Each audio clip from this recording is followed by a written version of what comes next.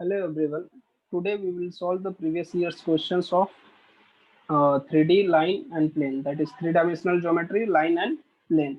तो देखते हैं कौन कौन से क्वेश्चंस आए हुए थे एमएसटीसीटी में। ठीक है ना, हम 2016 ऑनवर्ड्स क्वेश्चन सॉल्व करेंगे। तो क्वेश्चन नंबर 13 देखते हैं। एक्चुअली 2013 का क्वेश्चन है, क्वेश्चन नंबर 13 2013 का है। तो ये भी देख लेते हैं क्या क्वेश्चन दिया हुआ था। First question, if the line passes through points P 6 minus 1 to Q 8 minus 7 comma 2 lambda and R 5 2 and 4, then lambda equal to। अच्छा, एक लाइन दिया हुआ है और 3 पॉइंट से पास हो रहा है, तो उसने एक कांस्टेंट का वैल्यू पूछा है, लैम्बडा का वैल्यू पूछा है। तो अगर ये लाइन 3 पॉइंट से पास हो रहा है तो मैं बोल सकता हूँ कि vector p q will be parallel to vector q r या फिर वेक्टर पी आर। तीनों वेक्टर्स आपस में पैरेलल होंगे। तो अगर तीन वेक्टर्स पैरेलल होते हैं तो उनके डायरेक्शन रेशियोस प्रोपोर्शनल होंगे। तो हम पी क्यू का डायरेक्शन रेशियो निकाल लेंगे और पी आर का निकाल सकते हैं या फिर क्यू आर का, जो भी तुम्हें सुटेबल लगे। तो हम P Q and P r का निकालेंगे और दोनों का डायरेक्शन रेशियो क्या होना चाहिए, प्रोपोर्शनल होना चाहिए। ठीक है, तो क्वेश्चन नंबर 13 देखते हैं, सॉल्व करते हैं इसको।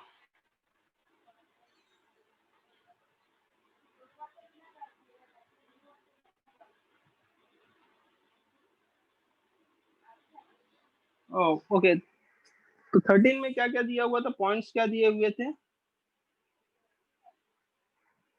पी दिया हुआ था, सॉरी, पी दिया हुआ था 6 minus 1 2।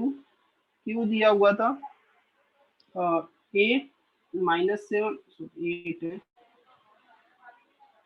That is 8 minus 7 2 lambda. And r दिया हुआ था पॉइंट 5 to 4, 5 to 4 दिया हुआ था। देन लैम्बडा का वैल्यू पूछा उसने, लैम्बडा इक्वल टू। ओके, तो हमें पता है कि ये तीनों पॉइंट से लाइन पास हो रही है, देयरफॉर डी आर, या ये मैं बोल सकता हूँ therefore P Q is parallel to Q R. This implies, अच्छा P Q parallel to Q R है, therefore D Rs of P Q क्या होंगे। दो पॉइंट से एक लाइन पास हो रही है तो उसके डी आर्स क्या होंगे। सिंपल सा 8 minus difference of coordinates 8 minus 6 comma minus 7 plus 1 हो जाएगा, कॉमा 2 लैम्बडा माइनस 2 हो जाएगा। करेक्ट, दैट इज क्या हो जाएगा, that is equal to 2 comma minus 6 comma 2 lambda minus 2।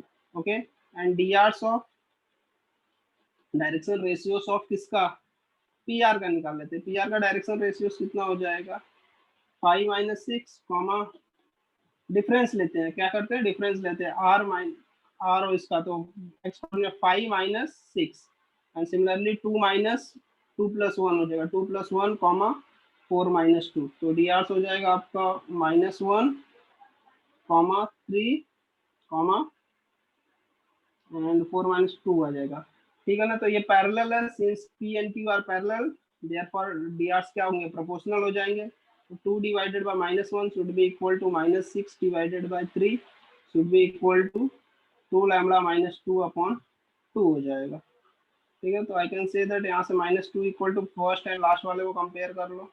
अच्छा, 2 कैंसिल हो जाएगा, 2 2 कैंसिल हो जाएगा, लैम्बडा माइनस 1 बचेगा। This implies lambda equal to minus 2 plus 1 that is equal to minus 1।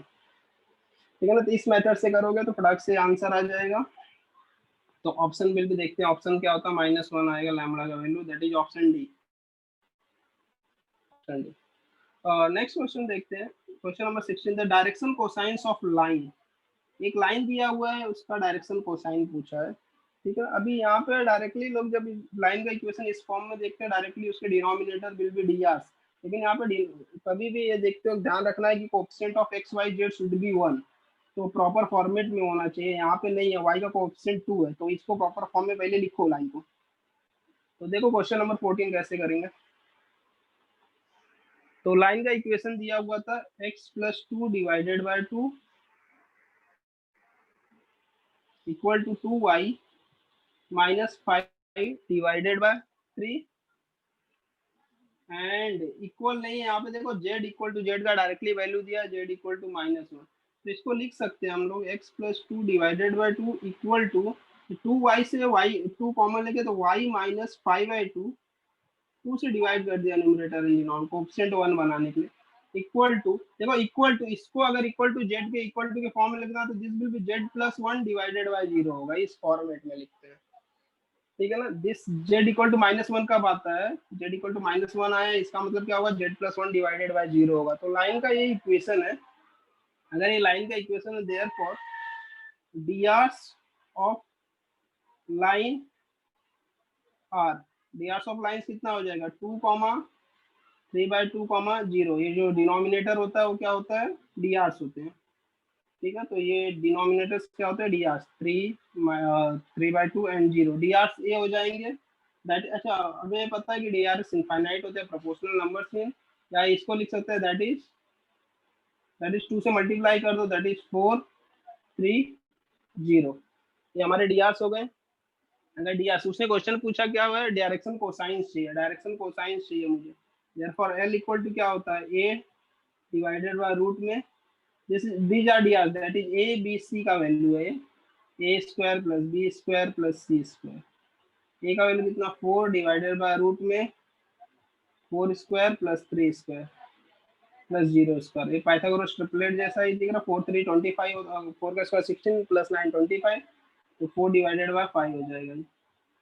l का वैल्यू, m का वैल्यू सिमिलरली, m क्या 3 divided by 5 हो जाएगा, and n will be 0 divided by 5 that is equal to 0, तो 4/5 sorry 3/5 होगा ना, m will be 3/5, उल्टा लिख दिया मैंने, तो ये तो 0 होगा, m का वैल्यू रॉन्ग लिखा है, m विल बी ये 3/5 होगा, this will B 3/5, okay.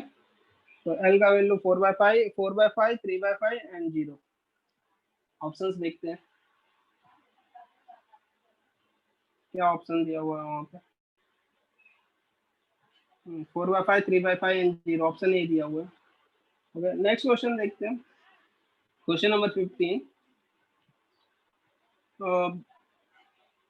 if the line joining points a and b having the position vector this respectively and the line joining points c and d having position vector this intersect, ये line intersect करती हैं, then their point of intersection is, ठीक है। तो उनका point of intersection क्या होगा, ए होगा, बी होगा, सी होगा, डी होगा, उसने 4 ऑप्शन दिए और चारों पॉइंट में से ही पॉइंट ऑफ इंटरसेक्शन है। तो यहाँ पे देखते हैं क्या दिया हुआ इक्वेशन से, यहाँ पे ए बी बार हम लोग फाइंड कर सकते हैं डायरेक्टली, लाइन ज्वाइनिंग है ना, लाइन ज्वाइनिंग दिया हुआ है दो पॉइंट्स का, क्वेश्चन नंबर 15, यहाँ पे दिया हुआ पॉइंट ए का पोजीशन वेक्टर दिया हुआ, बी का दिया हुआ है, तो ए का मैं लिखता हूँ, चलो ए का पोजीशन वेक्टर क्या दिया हुआ, 6a bar minus 4b bar plus 4c bar, and b का पोजीशन वेक्टर्स दिए हुए हैं, बी का पोजीशन वेक्टर दिया हुआ है -4c बार, एंड सी का पोजीशन वेक्टर दिया हुआ है -a bar -2b bar -3c बार, और लास्ट में डी का पोजीशन वेक्टर दिया हुआ है a bar plus 2b bar -5c बार। अच्छा, ये टाइप्स में पोजीशन वेक्टर दिया, अभी कोई बोलेगा कि पॉइंट ए का पोजीशन वेक्टर तो स्मॉल ए बार होता है, नहीं, यहाँ पे नहीं कंसीडर कर सकते हो, बिकॉज वो position vector already, position vector को रिप्रेजेंट करने के लिए ए बार बी बार सी बार यूज हुआ, तो ए बी सी डी के हम पोजीशन वेक्टर स्मॉल ए बार बी बार सी बार नहीं ले सकते हैं, यहाँ पे वो नोटेशन नहीं ले सकते, तो मैं just position vector a B c capital e बोल दिया हूँ। अभी उसने बोला कि ये लाइन जो है ए बी, अच्छा ए बी बार क्या हो जाएगा, अगर मुझे निकालना है ए बी बार, तो बी बार माइनस ए बार होता है, that will be equal to -4c bar -2a bar -6a bar plus 4b bar -4c bar, तो that will be equal to -6a bar plus 4b bar -8c bar, ऐसा कुछ हो जाएगा a B bar. And C d bar कितना हो जाएगा, सी d बार अगर मैं निकालूंगा डी बार माइनस सी बार हो जाएगा, मतलब डी माइनस सी का पोजीशन वेक्टर सब्ट्रैक्ट करो तो ए माइनस ए प्लस ए 2a बार हो जाएगा, ये तो चलो लिख देता हूँ, मैं पूरा पूरा लिखता हूँ। A bar plus a bar plus 2b bar plus 2b bar minus 5c bar plus 3c bar, तो इक्वल टू कितना हो जाएगा, 2a bar plus 4b bar minus 2c bar. Okay, a B and C d के position vectors मिल गए, ये vectors मिल गए। अभी उसने बोला है कि ये दोनों इंटरसेक्ट करते हैं, क्या करते हैं, इंटरसेक्ट करते हैं, ठीक है।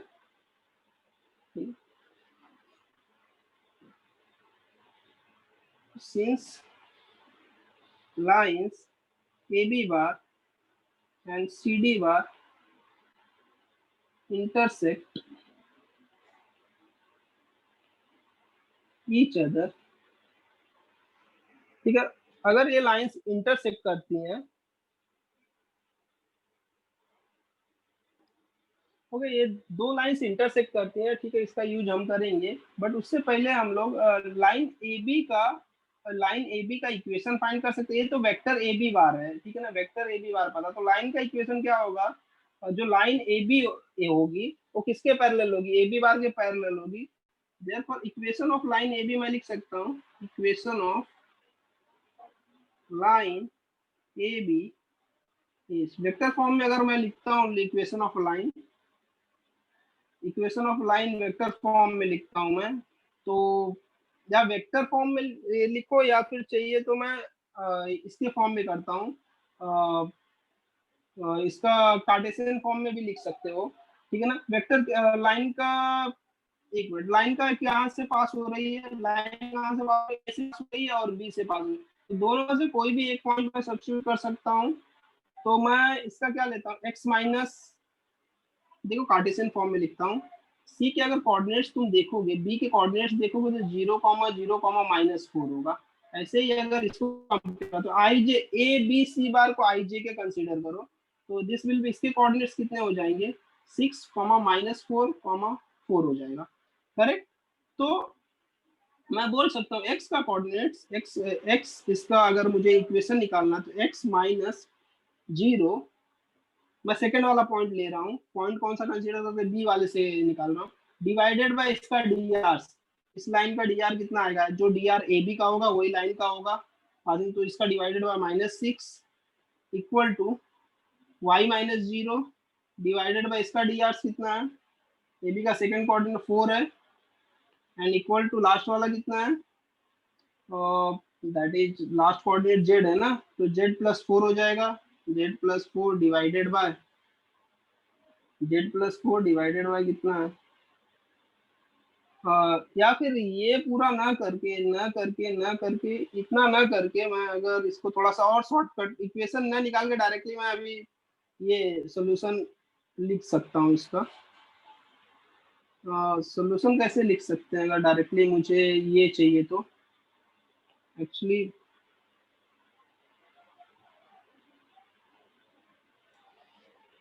ओके, डायरेक्टली सॉल्यूशंस तो नहीं लिख सकता, एक्चुअली हमें पॉइंट ऑफ इंटरसेक्शन चाहिए ना, हाँ, तो सॉरी, अगर मुझे ये चाहिए पॉइंट ऑफ इंटरसेक्शन, अच्छा पॉइंट ऑफ इंटरसेक्शन निकालना तो इक्वेशंस तो चाहिए ही, इक्वेशंस निकालने ही पड़ेंगे मुझे, तो इक्वेशन मुझे निकालना ही पड़ेगा यहाँ पे, सॉरी, तो इक्वेशन निकालना ही पड़ेगा हमें, तो इक्वेशन निकालते हैं पहले लाइंस का, लाइन की इक्वेशंस निकालते हैं। Equation of line passing through A and B से पासिंग थ्रू लाइन का इक्वेशन क्या आ जाएगा, मैं डायरेक्टली x माइनस 0 जो मैंने अभी मेथड बताया था 0, अच्छा कोऑर्डिनेट्स यहाँ पे 0,0,-4 होगा, इसके कोऑर्डिनेट्स हो जाएंगे, ए के कोऑर्डिनेट्स अगर 6,-4,4 हो जाएगा, मैं direct x minus 0 divided by A B bar मैंने निकाला था -6 y minus 0 divided by second 4 equal to Z minus कितना आएगा, जेड प्लस 8 हो जाएगा, नहीं सॉरी जेड प्लस 4 है, Z plus 4 divided by last वाला डी आर -8 है, तो -8 लिख दो यहाँ पे, तो इक्वेशन हो जाएगा, ये वाला इक्वेशन आएगा, ठीक है। और इसी को इक्वल टू लैम्बडा कंसीडर कर लो। चलो, and equation of second line का, equation of line passing through passing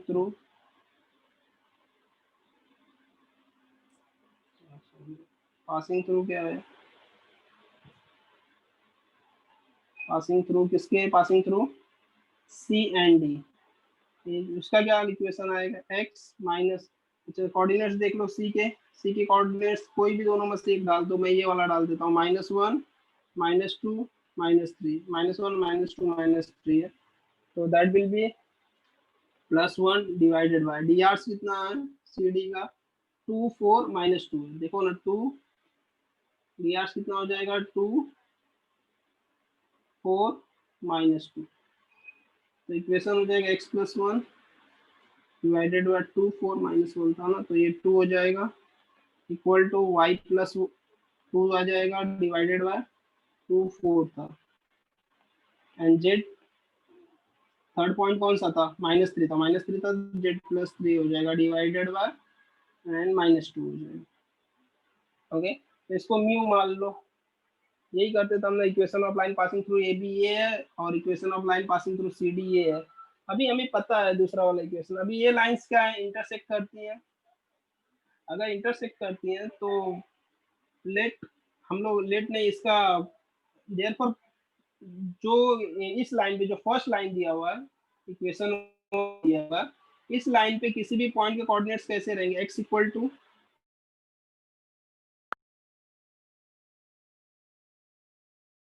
wait,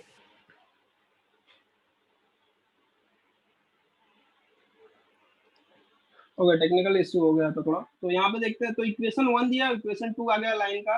अभी पॉइंट जो इक्वेशन 1 दिया उस पर किसी भी पॉइंट का एक्स कोऑर्डिनेट कैसा रहेगा? x इक्वल टू क्या हो जाएगा अगर यहाँ से मैं निकालूं तो? -6 lambda. Okay, y equal to क्या होगा? -y equal to 4 lambda. And z equal to क्या होगा? z इक्वल टू -8 लैम्बडा -4 हो जाएगा। एंड सेकेंड इक्वेशन से अगर x का वैल्यू निकालूं तो that will be 2 mu -1 y equal to कितना आएगा? 4 mu -2 and z equal to -2 mu +3। ठीक है, अभी since lines intersect each other, therefore ये सब इक्वल होंगे, x कोऑर्डिनेट x के बराबर, therefore -6 लैम्बडा इक्वल टू क्या होगा? 2 म्यू -1 होगा, 4 लैम्बडा इक्वल टू 4 म्यू -2 होगा। एंड z जो दिया हुआ है -8 लैम्बडा -4 इक्वल टू -2 म्यू +3 होगा। ठीक है ना, सबकी जरूरत नहीं है, खाली दो इक्वेशन से भी हो जाएगा यहाँ पे काम। तो अगर मैं यहाँ से निकालूं तो ये हो जाएगा 2 म्यू +6 लैम्बडा इक्वल टू 1। और सेकंड इक्वेशन निकालूं तो 4 म्यू -4 लैम्बडा इक्वल टू 2। ये दोनों इक्वेशन को सॉल्व कर लो, 2 से मल्टीप्लाई करता हूँ फर्स्ट वाले में, तो ये हो जाएगा 4 म्यू +12 लैम्बडा इक्वल टू 2। और ये वाला equation 4 mu -4 lambda equal to 2 था। चलो सब्ट्रैक्ट करते हैं, ये प्लस हो जाएगा 16 लैम्बडा इक्वल टू कितना हो जाएगा? सब्ट्रैक्ट करना है 0, तो लैम्बडा इक्वल टू 0 आया। लैम्बडा का वैल्यू 0 आ गया, तो लैम्बडा का वैल्यू 0 सब्स्टिट्यूट कर दोगे तो x कितना आ जाएगा? Lambda equal to 0, lambda equal to 0 आया तो सब्स्टिट्यूट करो, therefore x equal to, first वाले में सब्स्टिट्यूट कर तो 0 आएगा। y इक्वल टू कितना आएगा? y इक्वल टू कितना आ जाएगा? ऊपर वाले में सब्स्टिट्यूट कर रहा है, लैम्बडा इक्वल टू 0, ये भी 0 आ जाएगा। एंड z इक्वल टू कितना आएगा? -8 लैम्बडा -4 ना, 8 लैम्बडा मतलब 8 into lambda -4 that is equal to -4, lambda equal to 0 है। इसका मतलब जो पॉइंट ऑफ इंटरसेक्शन आया दैट इज 0, 0, -4 एंड 0, 0, -4 किसका कोऑर्डिनेट्स था? That was the coordinates of point B. इसका कोऑर्डिनेट था पॉइंट बी का कोऑर्डिनेट्स था। ओके, तो इसका मतलब A B and C D intersect इसका मतलब A B and C D कहाँ पे इंटरसेक्ट करते हैं, they intersect at point B. तो आंसर्स देखते हैं हमारा, तो आंसर क्या आ जाना, पॉइंट बी पे इंटरसेक्ट करते हैं, एंड पॉइंट बी का ऑप्शन कहाँ पे दिया हुआ है, ए पे दिया हुआ है। ओके, तो A should be our answer. Next question देखते हैं।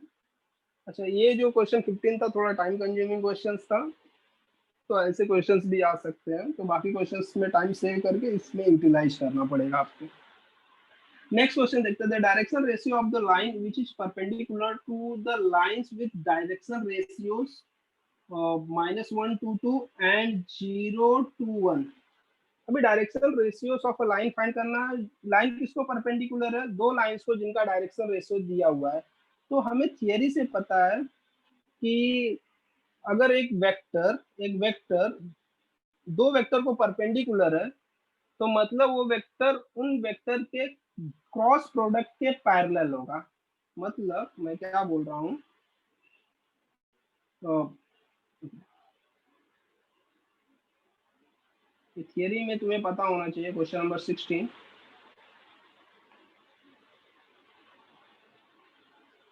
अगर मेरे पास A bar and B bar are two vectors, then a bar cross b bar is perpendicular to both a bar and b bar। मतलब जो उनका cross product रहता है वो किसको परपेंडिकुलर रहता है, दोनों को परपेंडिकुलर रहता है, ए बार एंड बी बार दोनों को परपेंडिकुलर रहता है। ओके, तो अभी उसने बोला है कि लाइन किसको परपेंडिकुलर है, line is perpendicular to direction ratio of a line which is perpendicular to lines with direction ratios -1 2 and 2 0 2 1। ये डायरेक्शन रेशियोस दिया हुआ है। तो मैं बोल सकता हूँ कि जो लाइन, पहली लाइन अगर B1, अगर मैं B1 बार लेता हूँ, पहली लाइन B1 बार, ठीक है, B1 बार के पैरेलल है, तो B1 बार का जो, या फिर डायरेक्ट B1 बार अगर मैं लिखूं, एक्चुअली लिखना तो नहीं चाहिए उसको, एग्जाम में जब तुम लिखोगे तो नहीं, डायरेक्टली तुम्हें क्या करना है, क्रॉस प्रोडक्ट। तो B1 बार मैं जस्ट थियरी के लिए यहाँ पे लिख देता हूँ तुम्हारे अंडरस्टैंडिंग के लिए। B1 बार अगर मुझे लेना तो -i बार प्लस 2j बार, क्योंकि डी आर क्या दिए थे, तो -1 2 एंड 2 था, तो 2k बार ऐसा हो जाएगा। And B2 bar second line किसके पैरेलल, अगर B2 बार के पैरेलल मैं ले लेता हूँ तो उसका 0i बार प्लस 2j बार प्लस k बार होगा, 0 2 एंड 1 था, तो ये हो गया। ठीक है, therefore B1 bar cross B2 बार कितना होगा, B1 बार क्रॉस B2 बार, ये कितना आ जाएगा, i j k, ऐसे निकालते हैं, -1 2 2 क्रॉस प्रोडक्ट ऐसे ही निकालते हैं ना, 2 एंड 1 हो जाएगा। ठीक है, तो ये B1 बार क्रॉस B2 बार फाइंड करेंगे, i बार क्रॉस मल्टीप्लाई करेंगे तो 2 -4 -j बार -1 -0 प्लस k बार -2 -0, तो हो जाएगा -2i बार, आई कैप बोलो या आई बार बोलो, ठीक है, प्लस j बार -2k बार आएगा, -2k बार आएगा, करेक्ट। तो B1 क्रॉस B2 वेक्टर ये आया हुआ -2 प्लस j, और हमारा since required line is parallel to, किसको पैरेलल है, B1 बार नहीं, पर पैरेलल नहीं है, परपेंडिकुलर है, is perpendicular to B1 bar and B2 bar, दोनों को परपेंडिकुलर जो वेक्टर दिया, therefore line is parallel to B1 bar cross B2 bar. अगर रिक्वायर्ड लाइन परपेंडिकुलर है B1 बार एंड B2 बार को, तो जो लाइन होगी वो किसके पैरेलल होगी, B1 bar cross B2, therefore डीआरस of lines क्या हो जाएंगे, डीआरस ऑफ लाइन और इसके लाइंस के डीआरस क्या होंगे, प्रोपोर्शनल होंगे, या फिर इक्वल भी बोल सकता हूँ, तो डीआरस will be for डीआरस of line will B कितने हो जाएंगे, -2 1 -2, ठीक है ना, ये हमारे डीआरस है, -2 1 -2। ठीक है। डीआर्स इनफाइनाइट होते हैं, तुम्हें पता होना चाहिए, ठीक है ना। इसके बाद इनपुट चाहिए तो तुम 2 से मल्टीप्लाई कर सकते हो, 2 से डिवाइड कर सकते हो, कुछ भी कर सकते हो। 5 से तो डीआर्स -2 1 -2, अगर मैं -1 से मल्टीप्लाई करूँ तो 2 -1 एंड 2 आंसर, ऐसा भी दिया रहेगा तो भी चलेगा। अगर मैं -1 से मल्टीप्लाई करूँ तो आंसर्स कैसे आ जाएंगे, 2 -1 एंड 2, ये भी चलेगा। अगर मैं 2 से मल्टीप्लाई करता हूँ इसको तो 4 -2 4। तो डीआर्स इनफाइनाइट होते हैं, ये चीजें हमें पता है, ठीक है ना। तो लाइंस के डीआर्स, ये जो कंपोनेंट्स रहते हैं यहाँ पे 1 है ना, तो 1 और यहाँ पे -2, तो ये components are nothing but the DRs. तो सॉरी, ये पूरा -2 था ना, तो -2 ये डीआर्स होंगे, -2 1 एंड -2 ये डीआर्स होंगे। ऑप्शंस देखते हैं, ऑप्शंस देखते हैं क्या क्या है।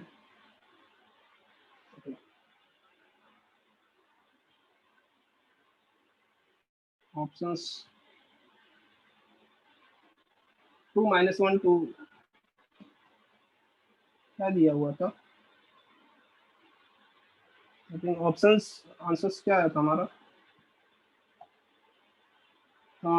ओके, -2 1 एंड -2 आया था। और इसी को मैं बोल सकता हूँ 2 -1 एंड 2 भी बोल सकता हूँ। 2 -1 एंड 2 ये ऑप्शन में दिया हुआ है। तो डी आर तुम्हें देखना है क्या आंसर है। 2 -1 2 ये दिया है। अगर कहीं पे -2 1 एंड -2 दिया रहता था तो भी आंसर वो हो जाता, ठीक है। दोनों नहीं देगा, दोनों में से एक ही देगा। ओके, नेक्स्ट क्वेश्चन देखते हैं।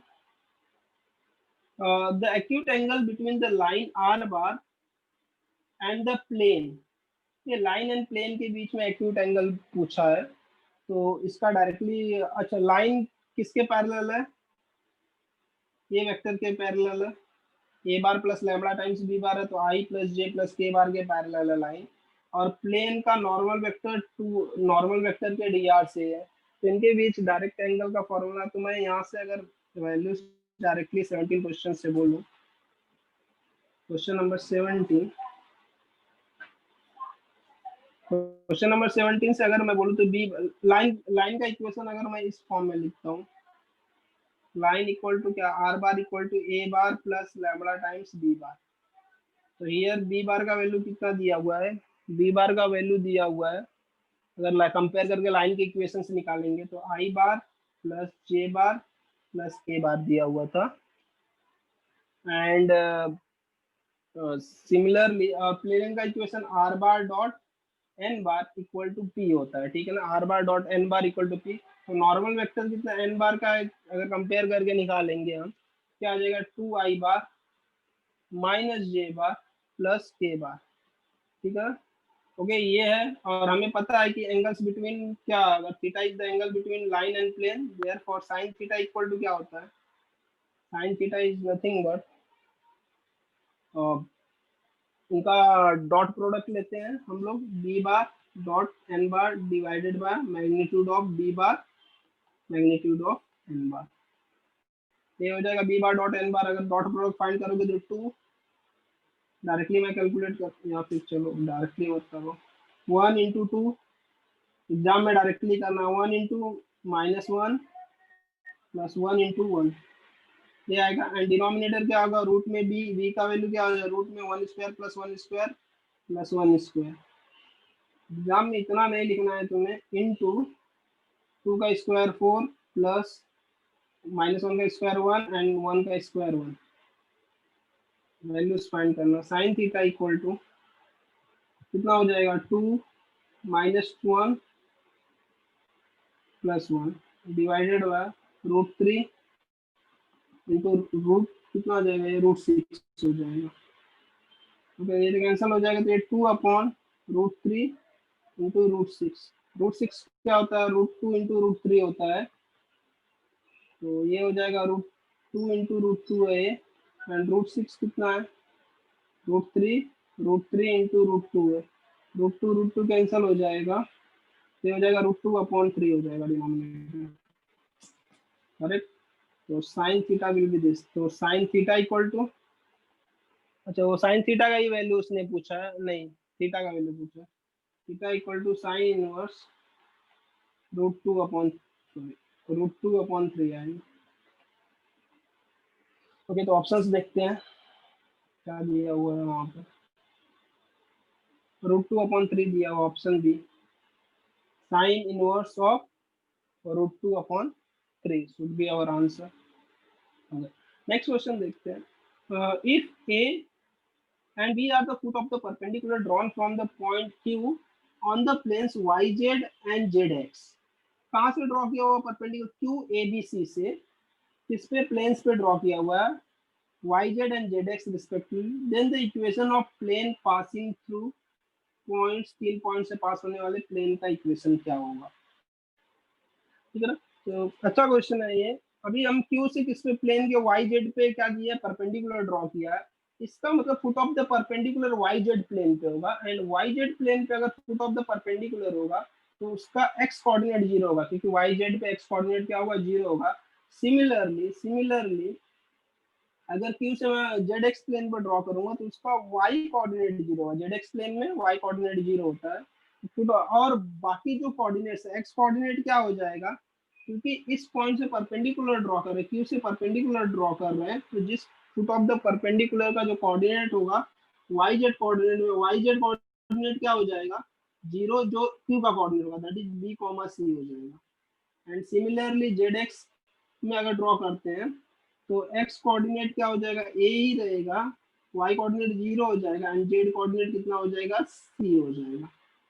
ठीक है, तो ये a के कोऑर्डिनेट्स 0, b, c हो जाएगा, एंड b के कोऑर्डिनेट 0 a 0 c हो जाएगा। ठीक है, तो उसने पूछा है respectively then the equation of plane passing through point a b and o क्या है? ओरिजिन है, ये क्यों नहीं है, ओ है। ओ से ए बी और ओ से पास होने वाले प्लेन का इक्वेशन चाहिए। ठीक है, तो अच्छा क्वेश्चन है। तो क्वेश्चन नंबर 18 देखते हैं।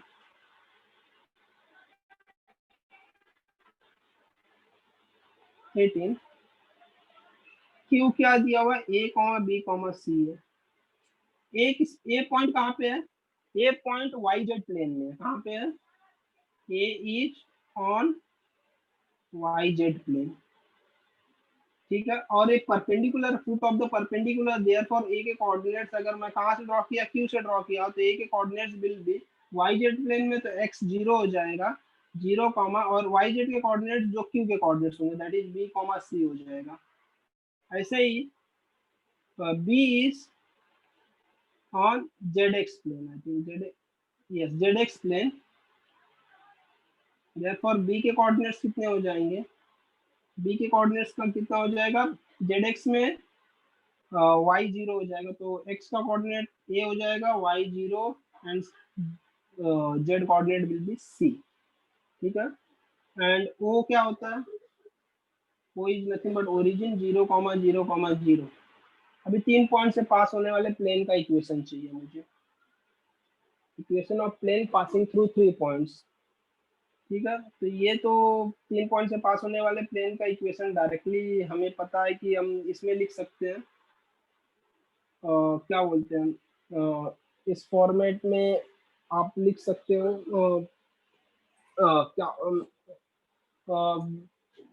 फिर मतलब डिटर्मिनेंट के फॉर्म में भी लिख सकते हैं, 3 पॉइंट से पास होने प्लेन का, कार्टेशियन फॉर्म में भी इसके लिए डायरेक्टली लिख सकते हैं। क्या होता है वो? Equation of plane in cartesian form, 3 point से पास होता है, डायरेक्टली पता है मुझे। Determinant x minus x1, y minus y1, z minus z1, x2 minus x1, y2 minus y1, and z2 minus z1, and last x3 minus x1, x y3 minus y1 and z3 minus z1 equal to 0। ये Cartesian form लिख सकते हैं हम लोग। ठीक है ना, directly इस फॉर्म में लिख सकते हैं, या फिर तुम्हें अगर और ये इक्वेशन नहीं याद हो आ रहा है आपको कि कैसे ये आया है। तो ठीक है, कार्टेशियन फॉर्म से इससे करेंगे, इसमें वैल्यू सब्स्टिट्यूट करो, कोऑर्डिनेट्स सब तीनों कोऑर्डिनेट्स दिए हुए हैं, x1 y1 z1 0 0 ले लो तो ज़्यादा सिंपल हो जाएगा। यहाँ से जस्ट डायरेक्टली वैल्यूज निकाल सकते हो। ठीक है, अब एक कार्टेशियन फॉर्म से आ जाएगा। इसके बाद देखो वेक्टर फॉर्म में अगर मुझे करना, कार्टेशियन फॉर्म से इसमें वैल्यू सब्स्टिट्यूट करो, डायरेक्टली तुम्हारा आंसर आ जाएगा। चलो इसी में कर देता हूँ मैं, इसी मेथड से, इस मेथड से ही कर देता हूँ डायरेक्टली। तो x माइनस x1 जीरो है तो y z आ जाएगा। एंड इसके बाद x2 मैं a वाले के कोऑर्डिनेट्स मानता हूँ, तो जीरो और जीरो माइनस जीरो जीरो हो जाएगा। एंड बी सी है ना, तो सेम वही आएगा क्योंकि x1 y1 and z1 zero zero ही है सर, तो सी हो जाएगा। एंड लास्ट वाला क्या रो हो जाएगा, दैट इज ए जीरो सी हो जाएगा इक्वल टू जीरो। तो ये आएगा हमारा इक्वेशन ऑफ प्लेन। चलो इसी को थोड़ा सॉल्व कर लेते हैं। That will be B C minus Y minus A C, okay, plus Z, Z times कितना आएगा zero minus A B equal to zero. This will be the equation of plane. तो ये हो जाएगा X B C minus plus Y A C plus Z, sorry minus Z A B होगा, minus Z A B equal to zero. अच्छा A B C से divide कर दोगे तो एक्स अपॉन कितना हो जाएगा, यहाँ पे ए मिसिंग है तो A plus Y upon B minus Z upon C equal to zero. तो this is the required equation of plane, X upon A Y upon B minus Z upon C equal to zero होगा। ठीक है, तो ये हमारा equation of plane है। Options देख लेते हैं क्या है।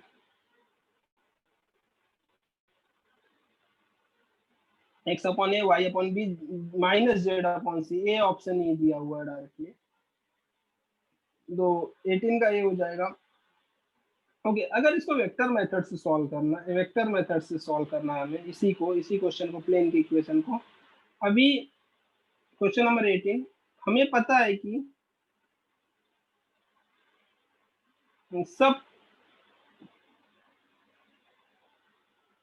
3 पॉइंट से एक प्लेन पास हो रहा है। पहला पॉइंट दिया ओरिजिन 0,0,0 और बी ए पॉइंट दिया है।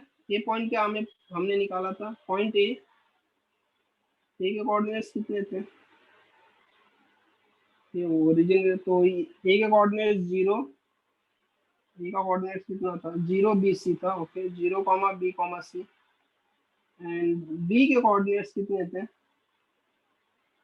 तो A comma zero comma C था, ये कोऑर्डिनेट्स है। तो ये point O A and B कहाँ पे है, एक प्लेन पे, ये क्योंकि ओ ए बी से पास होने वाला प्लेन चाहिए, इसका मतलब ये ओ ए बी कहाँ पे है, प्लेन पे है। ठीक है ना, ये प्लेन पे है, तो हम लोग अज्यूम करें लेट लेट पी या सी अज्यूम कर लो, C X comma Y comma Z be any point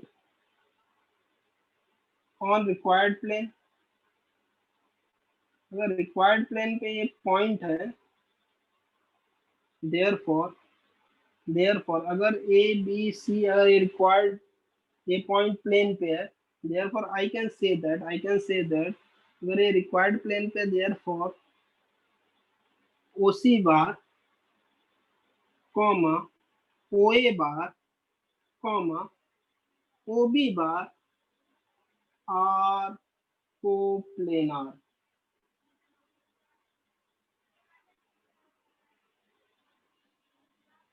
okay, तो ये कोप्लेनर हो जाएंगे, ये vectors O C bar O A bar and O B bar क्या हो जाएंगे, कोप्लेनर हो जाएंगे। और कोप्लेनर का ट्रिपल प्रोडक्ट क्या होता है, स्केलर ट्रिपल प्रोडक्ट क्या होगा, A C bar dot O A bar cross O B bar equal to zero.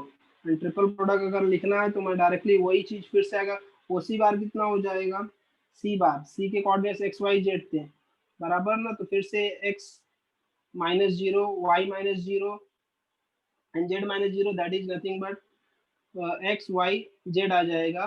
And O A बार क्या होगा, ए बार माइनस ए बार माइनस ओ बार के कोऑर्डिनेट ओरिजिन है, तो ये डायरेक्टली 0 बी सी फिर से हो जाएगा, 0 बी सी, और इसका क्या हो जाएगा, ए 0 सी इक्वल टू 0। तो इक्वेशन ऑफ प्लेन फिर से वही चीज आ गया, डिटर्मिनेंट, ठीक है ना। दोनों में से कोई भी एक मेथड फॉलो कर सकते हो। अच्छा, थर्ड मेथड क्या है, तीसरा मेथड सबसे इंपॉर्टेंट मेथड है।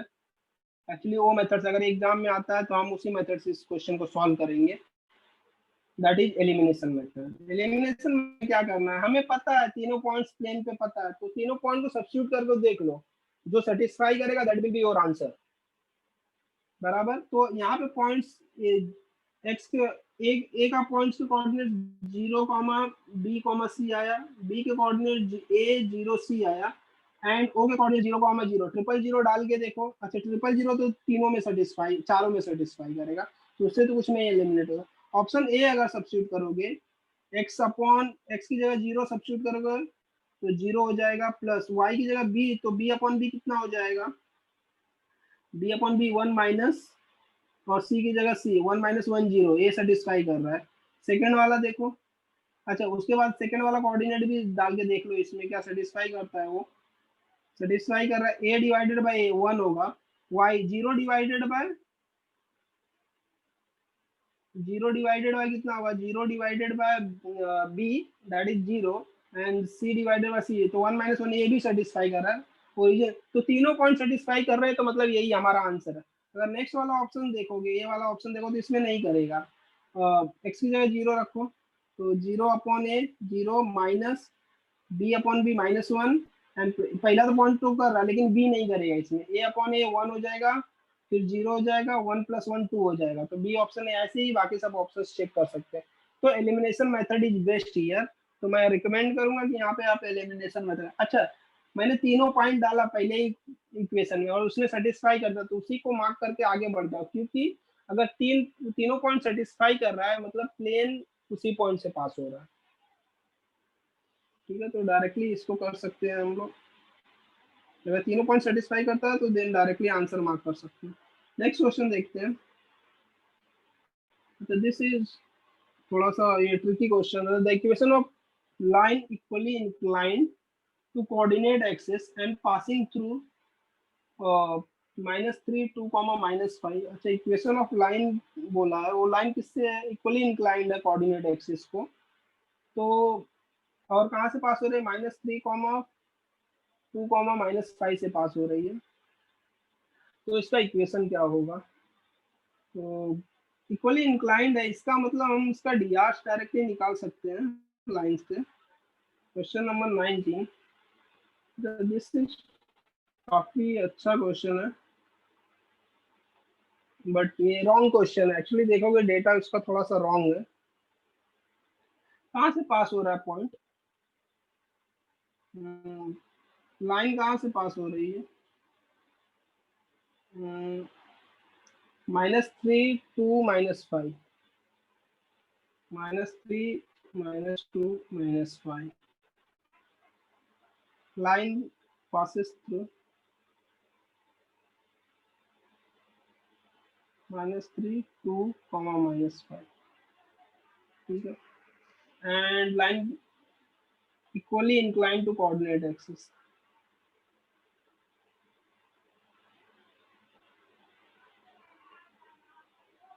Coordinate axis.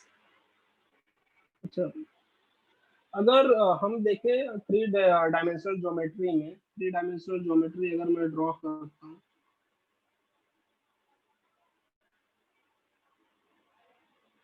ठीक है, चलो मैं इसको एक्स, ये एक्स कोऑर्डिनेट मानता हूँ, इसको वाई कोऑर्डिनेट मानता हूँ, इसको जेड कोऑर्डिनेट मानता हूँ, ओके। तो ये दिस इज माय ओरिजिन। तो स्पेस में चार ऐसी लाइंस होती है जो इक्वली इंक्लाइंड होती है कोऑर्डिनेट एक्सिस को। कितनी लाइंस होती हैं, चार लाइंस होती हैं जो कोऑर्डिनेट एक्सिस को इक्वली इंक्लाइंड होती हैं। दिस इज -z, एंड मैं थोड़ा सा 3D बनाने का ट्राई करूंगा, फिर दिस विल बी -x, और दिस विल बी डाउनवर्ड आएगा, दिस इज -y, ओके। तो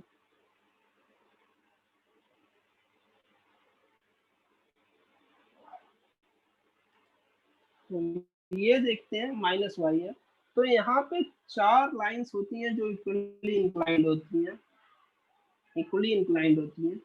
एक लाइन भी इसको ड्रॉ करना थोड़ा सा टफ है, मैं शायद विजुलाइज हो। एक लाइन है और एक पीछे भी गई हुई है इसमें, तो दिस इज L1 और दूसरी एक लाइन यहाँ पे आएगी, ये आएगी, दिस इज L2 और एक पीछे एक्सटेंड भी होगी अंदर साइड में। ओके, अभी बाकी 2 लाइन ड्रॉ करना थोड़ा सा टफ है, अगर आप देखोगे थोड़ा सा विजुलाइज करोगे तो एक लाइन इसमें भी आएगी इक्वली इंक्लाइन, ऊपर साइड में है, दिस इज L3 और एक पीछे उसके आएगी, और चौथी लाइन है जो यहाँ पे आएगी, fourth line, that is L4 और उसका जो शैडो है वो भी अंदर आएगा। तो ऐसे टोटल 4 लाइंस बनेंगी जो इक्वली इंक्लाइंड होती है कोऑर्डिनेट एक्सिस को। ठीक है, तो इन लाइंस के जो डीआर्स होते हैं, अगर मैं डीआर्स बोलूँ इन लाइंस के, तो मैं डायरेक्टली डीआर्स या फिर डीआर्स नहीं, तो मैं डीआर्स नहीं, उनके अगर डायरेक्शन कोसाइंस बोल देता हूँ, डायरेक्शन कोसाइंस डीसीएस अगर बोलूँ, तो डीसीएस विल बी इस लाइन का 1 1 एंड 1 होगा। L2 का डीसीएस अगर ये पॉजिटिव एक्स लिया है मैंने, सब पॉजिटिव है, इसमें जेड खाली नेगेटिव है तो जेड वाला पॉइंट नेगेटिव हो जाएगा, मतलब 1 1 एंड -1 होगा। ओके, इसमें अगर ये वाला L3 लाइन का मैं डीसीएस देखूं, L3 का, L3 बेसिकली कहाँ पे, उस पीछे साइड में, लेकिन इसका एक्स खाली नेगेटिव है, तो this will be Z and Y positive है, तो -1 -1 1, yes, y is 1 and z is 1, ऐसा कुछ आएगा।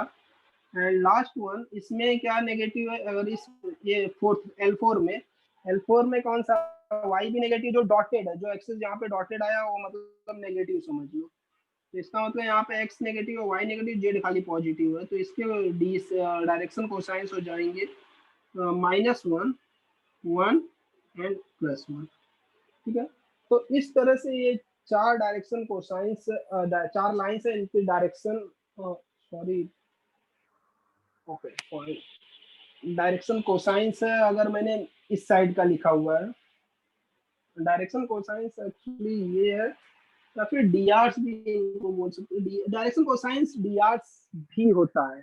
अच्छा, one set of DRs is nothing but direction cosine भी होता है। ठीक है, तो मैंने ये जो 1 1 1 लिखा, तो ये डायरेक्शन रेशियोज भी हैं एंड डायरेक्शन कोसाइंस भी है। ठीक है, तो ऐसा हमें अज्यूम करके ये मानना है यहाँ पे।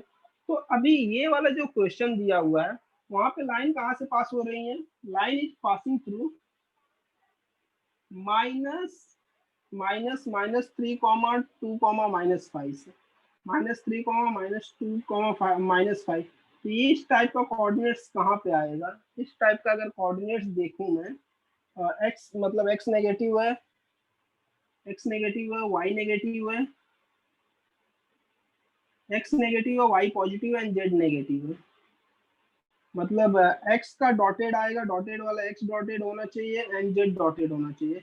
एक्स एक्सिस और जेड एक्सिस डॉटेड कहाँ पे है, एक्स एक्सिस और जेड एक्सिस दोनों डॉटेड चाहिए मुझे, तो एक्स एक्सिस वहां पे डॉटेड है और एक्स एक्सिस डॉटेड है यहाँ, तो ये वाला है, और खाली वाई एक्सिस पॉजिटिव होगा ना, यस, वाई एक्सिस खाली पॉजिटिव है, एक्स एक्सिस डॉटेड है, वाई एक्सिस डॉटेड है, मतलब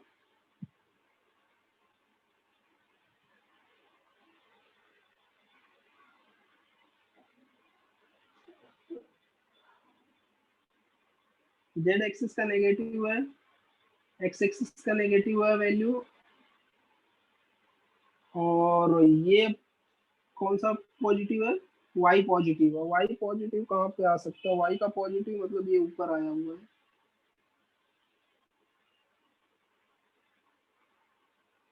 ठीक है, डायग्राम अगर विजुलाइज करोगे 3D में थोड़ा सा प्रॉब्लम होगा, यहाँ पे एक्सप्लेन करना थोड़ा टफ होगा।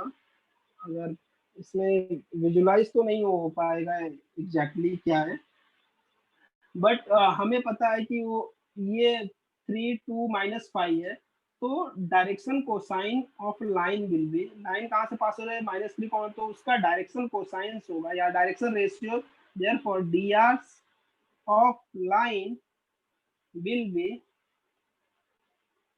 -1 1 एंड -1। जो कोऑर्डिनेट्स के साइन रहेंगे, जो कोऑर्डिनेट्स के साइन रहेंगे वही साइन किसके होंगे, dr से होंगे, तो -1 1 एंड -1 हो जाएगा। ठीक है, तो मैं डायरेक्टली इस लाइन का इक्वेशन लिख सकता हूँ, देयरफॉर यहाँ पे लिखता हूँ मैं, therefore equation of line will be, क्या होगा, x माइनस कहाँ से x +3 हो जाएगा डिवाइडेड बाय पहला dr -1 equal to y -2 divided by 1 and z +1 divided by नहीं z +5 है, कहाँ से पास हो रहा है -5, तो z +5 डिवाइडेड बाय कितना आ जाएगा -1 होगा। तो this will be our equation of line which is equally inclined to coordinate axis. And तो यहाँ पे 4 लाइन होंगी, तब अभी तुम्हें डिसाइड करना है कि उन चारों में से कौन सी लाइन लेना है। तो अभी कुछ लोग कभी क्या रहता है कि dr जो प्लस माइनस एल का वैल्यू कितना आता है, +(1/√3) आता है, m का वैल्यू इक्वली इंक्लाइंड के लिए 1/√3 आता है, एंड n इक्वल टू +(1/√3) होगा। तो इससे 8 कॉम्बिनेशन बनते हैं, 8 कॉम्बिनेशन में से उसने किसके लिए ये लाइन का दिया हुआ है, बेसिकली वो लाइन के लिए दिया है जिनका dr कितना आएगा -1 1 एंड -1 आएगा। तो इस तरह से इसको करना है। तो इसका ऑप्शन हमारा जो आंसर आ जाएगा, ऑप्शंस का आंसर आएगा that will be, I think option B दिया हुआ वैसा, पहले 2 नेगेटिव आएंगे, नहीं पहला नेगेटिव ए नेगेटिव फिर +1 फिर -5 + z लिखा, that is nothing but z +5। ठीक है, तो B should be your answer. Option 1 mark किया तो गलत है, कुछ लोग सोचेंगे ये dr 1/√3 1/√3 1/√3 ये है डायरेक्शन कोसाइंस है, तो डायरेक्शन रेशियो से 1 1 1 ट्रिपल 1 ले लें और हो जाएगा।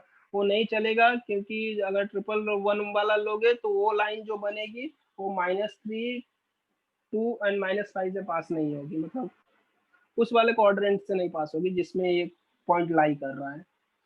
एक्चुअली ये उस कभी भी जब line equally incline to coordinate axis है तो उनके एक्स वाई जेड कोऑर्डिनेट्स जो रहते हैं ना, वो कोऑर्डिनेट सेम रहते हैं, मतलब उनका मैग्नीट्यूड सेम रहता है, साइन अलग हो सकता है।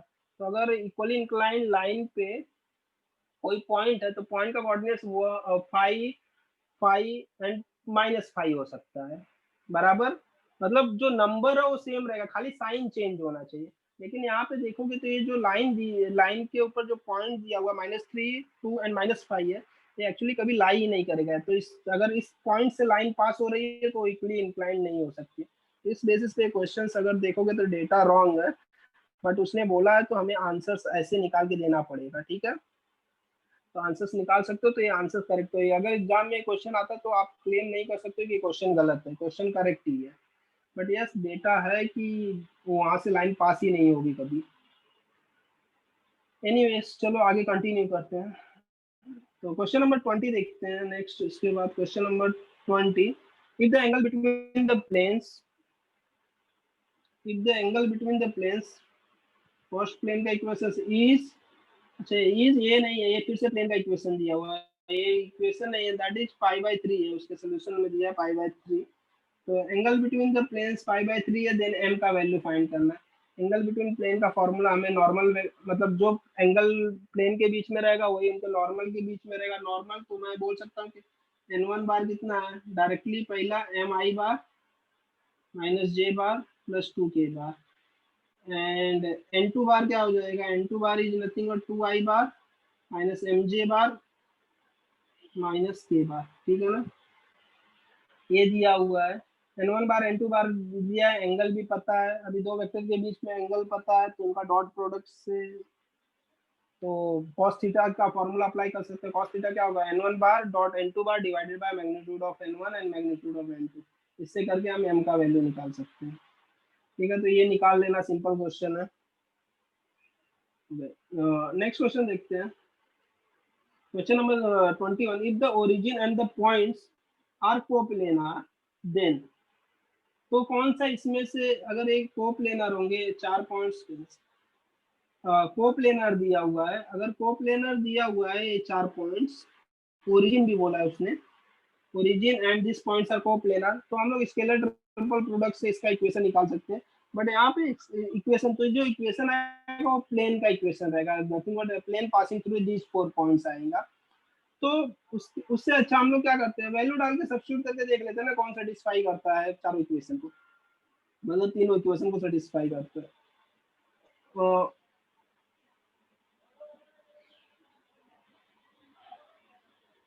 यस, इसमें डाल के सब्स्टिट्यूट करके चेक कर सकते हैं। तो ओरिजिन 0 0, ओरिजिन सब में सेटिस्फाई कर रहा है, तो ओरिजिन डालने की जरूरत नहीं है। 1 2 3 1 2 3 डाल के देख सकते हो इसमें। तो अगर मैं सब्स्टिट्यूट करता हूँ या फिर डायरेक्टली सॉल्व ही कर ले, इसमें पता है कि ओरिजिन दे दिया, एक ओरिजिन दे दिया, तो ओपी बार क्या हो जाएगा, 2 3 4 हो जाएगा, 1 2 3 हो जाएगा, एक्स वाई जेड हो जाएगा। चलो मैं इसको स्केलर ट्रिपल प्रोडक्ट से सॉल्व करके ही दे देता हूँ। कोप्लेनर बोल दिया है ना उसने, तो सब वेक्टर्स भी कोप्लेनर होंगे, वेक्टर्स कोप्लेनर होंगे, ट्रिपल प्रोडक्ट 0 होगा। 2 3 4 है एंड 1 2 3 है। तो देखते हैं next question, question number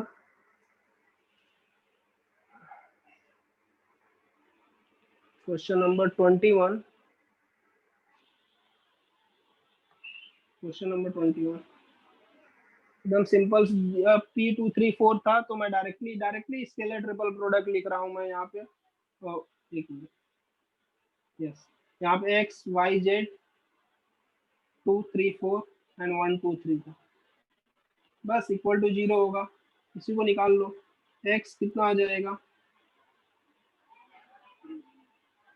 close करोगे तो 3 3 जा 9 -8 माइनस वाई, ये क्लोज किया तो 6 -4 plus Z times 4 -3 equal to 0।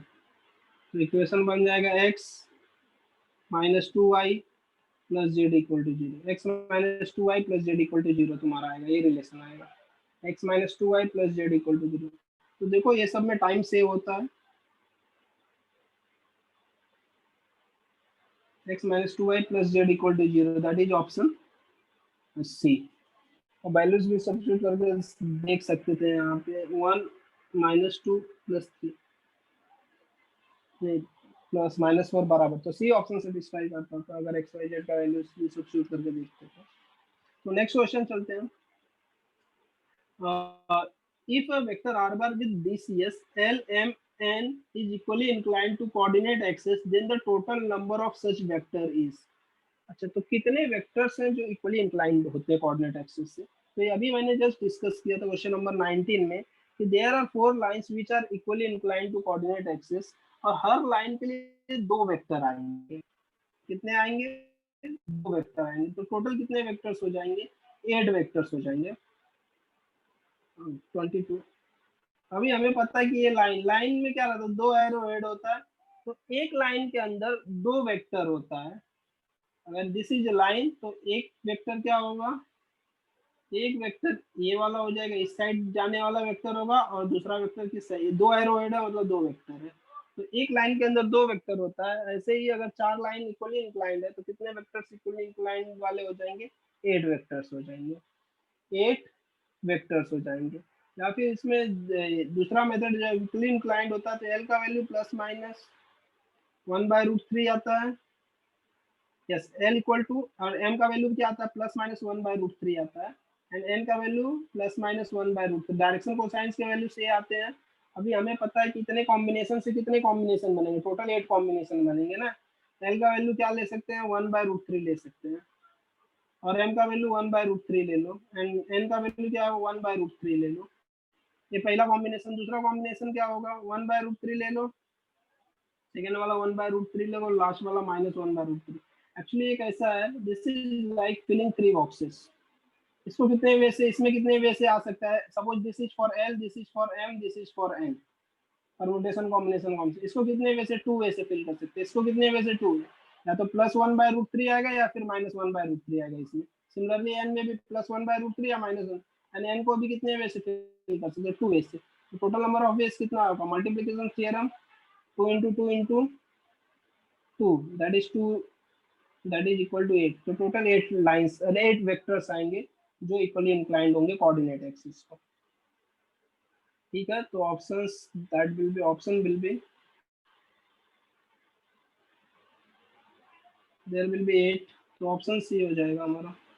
Question number 23 देखते हैं। The equation of plane, equation whose normal makes equal acute angles, this is very important। यहाँ पे acute angle उसने बोल दिया है। acute angle बोल दिया मतलब L इक्वल टू, यहाँ पे हम डायरेक्शन कोसाइंस हमें 1 1 एंड 1 ही लेना पड़ेगा, क्योंकि उसने बोला है कि एक्यूट एंगल बनाता है विद कोऑर्डिनेट एक्सिस।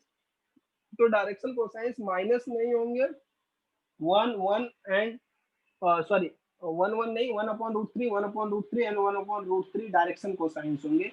तो डी आर्स क्या हो जाएंगे? 1 1 एंड 1 हो जाएंगे। तो डी आर्स 1 1 हो गए नॉर्मल वेक्टर का, और एक पॉइंट किससे पास हो रहा है? -1 1 एंड 2 से। तो मैं बोल सकता हूँ फटाक से इसका क्वेश्चन नंबर कौन सा था? 23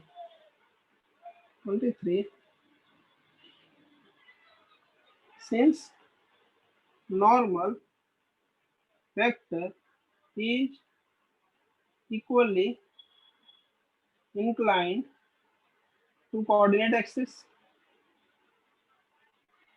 अगर इक्वली इंक्लाइंड और एक्यूट एंगल मेक कर रहा है, देयरफॉर मैं बोल सकता हूँ कि L equal to 1/√3, M equal to 1/√3 and N equal to 1/√3। Plus minus नहीं, सब प्लस आएंगे बिकॉज एक्यूट एंगल उसने बोला है तीनों के लिए। ठीक है, तो इसके बाद देयरफॉर A का वैल्यू मैं लिख सकता हूँ 1, B का value, this are direction ratios, direction ratios 1 and 1, and C equal to B 1 आएगा। therefore drs are 1 1 and 1, drs हो गए, drs मिल गया। और एक पॉइंट, कौन सा पॉइंट क्या दिया हुआ था वेक्टर जिससे पास हो रहा था? तो 1 पॉइंट क्या दिया हुआ था? पॉइंट P अगर मैं मानता हूँ, -1, 1, 2 दिया हुआ था। और हमें पता है कि क्या होता है, r bar dot n bar equal to a bar dot p bar. हमने ऐसा कुछ, sorry, r bar dot a bar dot n bar होता है। इसको एक कैपिटल A से पॉइंट से पास समझ लो। तो एक वेक्टर इक्वेशन कितना हो जाएगा? r बार डॉट, इसके कोऑर्डिनेट्स, ये ds ऑफ नॉर्मल है ना, तो i, देयरफॉर n बार कितना हो जाएगा? n bar i bar plus j bar plus k बार हो जाएगा। तो i bar plus j bar plus k bar, and इनका डॉट प्रोडक्ट लेना है। a का कोऑर्डिनेट्स कितना हो जाएगा? -1, चलो डायरेक्टली मल्टी, -1 +1 +2 आ जाएगा, मल्टीप्लिकेशन कर रहा हूँ डॉट प्रोडक्ट लेके। तो दैट इज इक्वल टू कितना?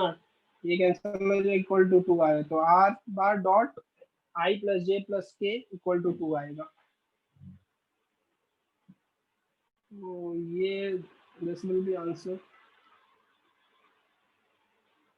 ओके, तो options will be, option A हो जाएगा हमारा। Next question, question number 24।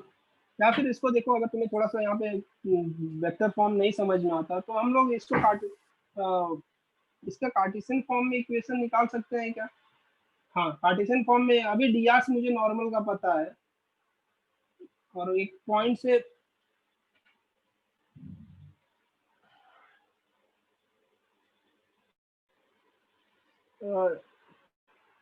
कर सकते हो, कार्टेशियन से भी कर सकते हो हम डायरेक्टली। अगर मैं इससे वेक्टर का इक्वेशन देखूं, अगर मैं यहाँ से इक्वेशन निकालने जाऊं तो ये r बार हो जाएगा x plus y plus Z equal to 2। ये कार्टेशियन फॉर्म में आएगा equation, x plus y z plus Z equal to 2। अभी देखो कौन सा ये सेटिस्फाई कर रहा है इक्वेशन में पुट करके। ये पॉइंट किससे पास हुआ? -1 1 2 सेटिस्फाई कर रहा है क्या? इसको कर रहा है कि नहीं कर रहा है? यस, -1 +1 +2, हाँ तो बराबर है, सेटिस्फाई कर रहा है। सेकंड वाले का इक्वेशन क्या बनेगा? सेकंड वाले का x plus y plus Z equal to 6 बनेगा, तो ये तो सेटिस्फाई करेगा ही नहीं। इसका क्या बनेगा? 3x plus -3y plus 3z equal to 2 बनेगा, ये सेटिस्फाई कर रहा है क्या? -3 प्लस 3, ये तो कैंसिल हो जाए, 3 2 जा 6, ये भी नहीं सेटिस्फाई कर रहा है। एंड लास्ट वाला भी नहीं करेगा मेरे ख्याल से। देखते हैं कितना आएगा ये लास्ट वाला। इससे क्या इक्वेशन आएगा अगर मैं कन्वर्ट करूँगा? तो x minus y plus Z equal to 3, x minus y that is -1 -1 -2, ये तो 0 होगा, 3 नहीं होगा, ये भी सेटिस्फाई नहीं कर रहा। तो खाली ऑप्शन ए सेटिस्फाई कर रहा था, ऐसे भी करके चेक कर सकते हो। और सबसे इम्पोर्टेंट चीज ये है कि अच्छा, ये सपोज दो ऑप्शन सेटिस्फाई करते हैं तो फिर क्या करेंगे? दो ऑप्शन अगर सेटिस्फाई करते हैं तो इसका तुम्हें पता है कि ये प्लेन का इक्वेशन है कार्टेशियन फॉर्म में, तो इसके जो कोएफिशिएंट्स होते हैं एक्स वाई जेड के, वो क्या रहते हैं? डी आर्स के नॉर्मल रहते, डी आर्स ऑफ नॉर्मल होते हैं। तो पहले वेक्टर्स का डी आर, नॉर्मल का डी आर कितना होगा? 1 1 1 होगा, बराबर। और 1 1 1 हमें पता है कि हमारे रिक्वायर्ड जो दिया हुआ है यहाँ पे एक्यूट एंगल बनाता है उसका भी। सेकंड वाले भी ऑप्शन का डीआर देखोगे तो 1 1 1 है, 1 1 1 है, तो ये भी सेटिस्फाई करता था अगर नॉर्मल वाला केस देखते। लेकिन ये वाला इसका देखोगे DR will be -3 minus sorry 3 -3 and 3 होगा, दैट इज अगर उसको मैं 3 से डिवाइड करूंगा तो 1 -1 एंड 1 होगा, लेकिन ये नहीं चलेगा, बराबर ना, क्योंकि 1 1 1 चाहिए था मुझे डीआर। लास्ट इसका भी डीआर 1 -1 एंड 1 होगा, और ये भी नहीं चलेगा। दो ऑप्शंस दिया से डायरेक्टली एलिमिनेट हो जाते थे, तो एलिमिनेशन मेथड से भी कर सकते थे। नेक्स्ट क्वेश्चन देखते हैं। क्वेश्चन नंबर ये होता है 24।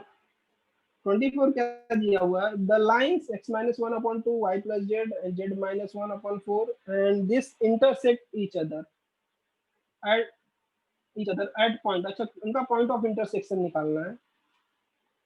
क्या निकालना है हमें? पॉइंट ऑफ इंटरसेक्शन निकालना है।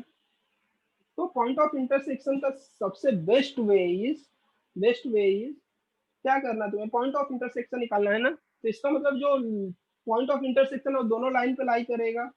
तो जो ऑप्शंस दिए हुए हैं उनको लाइन के इक्वेशन में सब्स्टिट्यूट करो, जो सेटिस्फाई करेगा that will be your answer.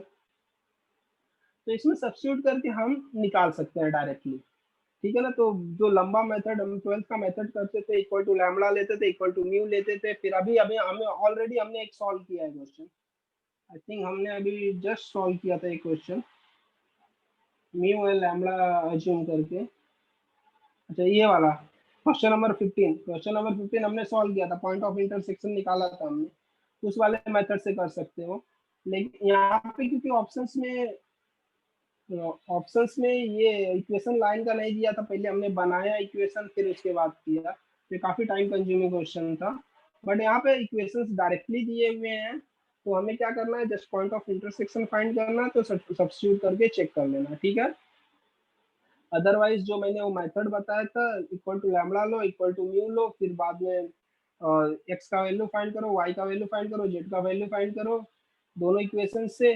तो म्यू एंड लैम्बडा में दो इक्वेशंस बनेंगे, उनको सॉल्व करो, लैम्बडा एंड म्यू के वैल्यू आएंगे, फिर लैम्बडा या म्यू के वैल्यू किसी एक इक्वेशन में सेटिस्फाई करके x and y and z का वैल्यू निकाल सकते हैं। तो लंबा मेथड हो जाएगा, सबसे बेस्ट मेथड है। चलो मैं फटाक से करता हूँ इसको। अगर तो पहला पॉइंट अगर सब्स्टिट्यूट करूंगा तो -2 -1 डिवाइडेड बाय 2, तो ये -3/2 होगा। सेकेंड वाला -4 +1 -3/2, ये भी होगा।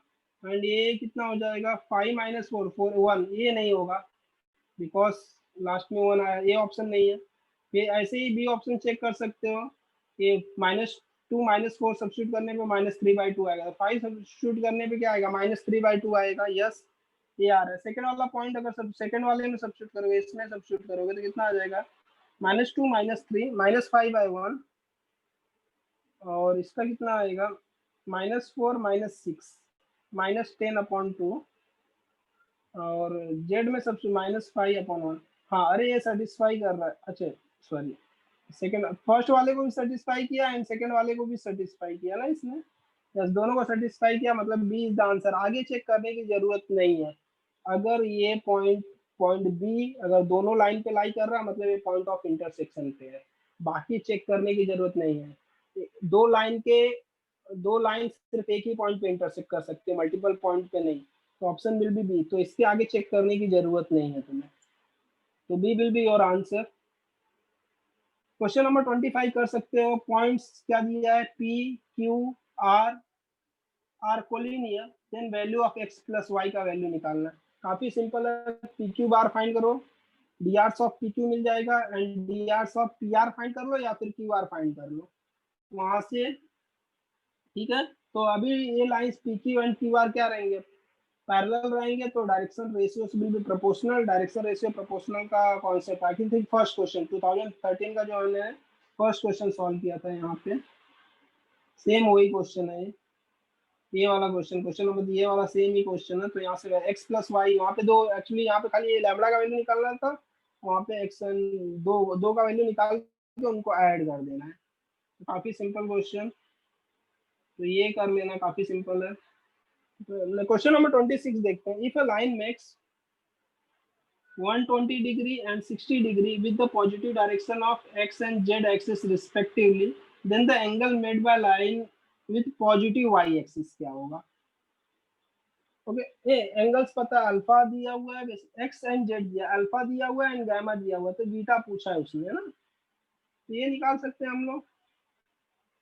26 क्वेश्चन नंबर 26 करते हैं, सिंपल क्वेश्चन है ये भी।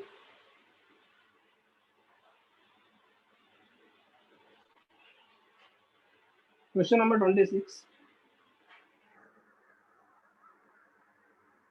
क्वेश्चन नंबर 26 दिया, angles alpha equal to 120 degree दिया हुआ है and gamma equal to 60 degree दिया हुआ है। हमें बीटा पूछा है, बीटा कितना होगा। ये तो हमें पता है कि cos square alpha plus cos square alpha plus cos square beta plus cos square gamma equal to 1 होता है, L square M square N square equal to 1, ठीक है ना। तो cos 120 कितना होता है, तो 90 प्लस 30 अगर कर दो cos 60, वही 30 डिग्री माइनस 1/2, माइनस 1/2 का स्क्वायर। cos 60 कितना होता है, नहीं cos 60 नहीं, cos स्क्वायर बीटा है, cos गामा cos 60 हो जाए, cos 60 कितना होता है 1/2 होता है ना, तो 1/2 का स्क्वायर, ये हो जाएगा cos square beta equal to 1/4 plus 1/4, 1/2 उस साइड आएगा तो 1/2 आएगा। देयरफॉर बीटा इक्वल टू कितना आएगा, बीटा इक्वल टू 1/2 कितना cos 60 ना, 60 डिग्री और कितना होता है, अच्छा this implies cos beta equal two plus minus 1/√2, उल्टा होगा ना, 1/√2 आएगा, यहाँ पे गलत बोल दिया था मैंने। तो बीटा इक्वल टू 60 डिग्री नहीं है, cos बीटा इक्वल टू इतना आएगा, वो plus minus 1/√3, therefore beta equal to,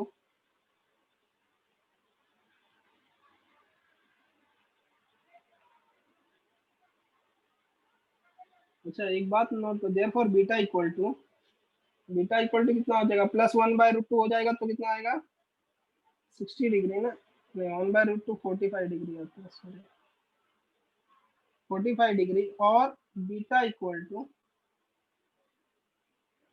to कितना आएगा, अगर माइनस एक इसके लिए आया है, cos बीटा इक्वल टू 1/√2 के लिए आया है, beta equal to,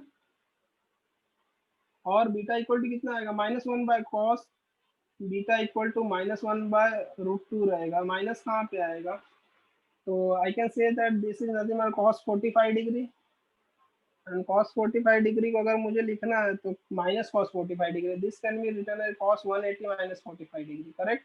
cos 180 minus theta is minus cos theta होता है, बराबर। तो ये 180 माइनस अगर 45 सब्सट्रैक्ट करेंगे तो cos 135 डिग्री आएगा। ओके, तो this will B beta will be 135 degree. अच्छा कोई बोलेगा कि सर 180 प्लस 45 भी तो कर सकते थे, क्योंकि थर्ड क्वाड्रेंट में भी तो कॉस नेगेटिव होता है, लेकिन जो अल्फा बीटा एंड गामा के वैल्यू है उनका रेंज कितना होता है, 0 से 180 के बीच में होता है। इसके बीच में होता है अल्फा बीटा एंड गामा के जो वैल्यूज है वो 0 से 180 के बीच में रहते हैं, ठीक है। तो लाइन का जो एंगल बनाती है लाइन, किसी भी कोऑर्डिनेट एक्सिस के साथ, तो उनका जो रेंज है दैट इज बिटवीन 0 से 180, similar to inclination of line. तो ये याद तुम्हें पता होना चाहिए। तो answers will be 135 degree. I think यहाँ पे 45 डिग्री आंसर में नहीं दिया हुआ है, 135 डिग्री खाली दिया हुआ है। तो 45 देखता था तो वो भी करेक्ट आंसर था।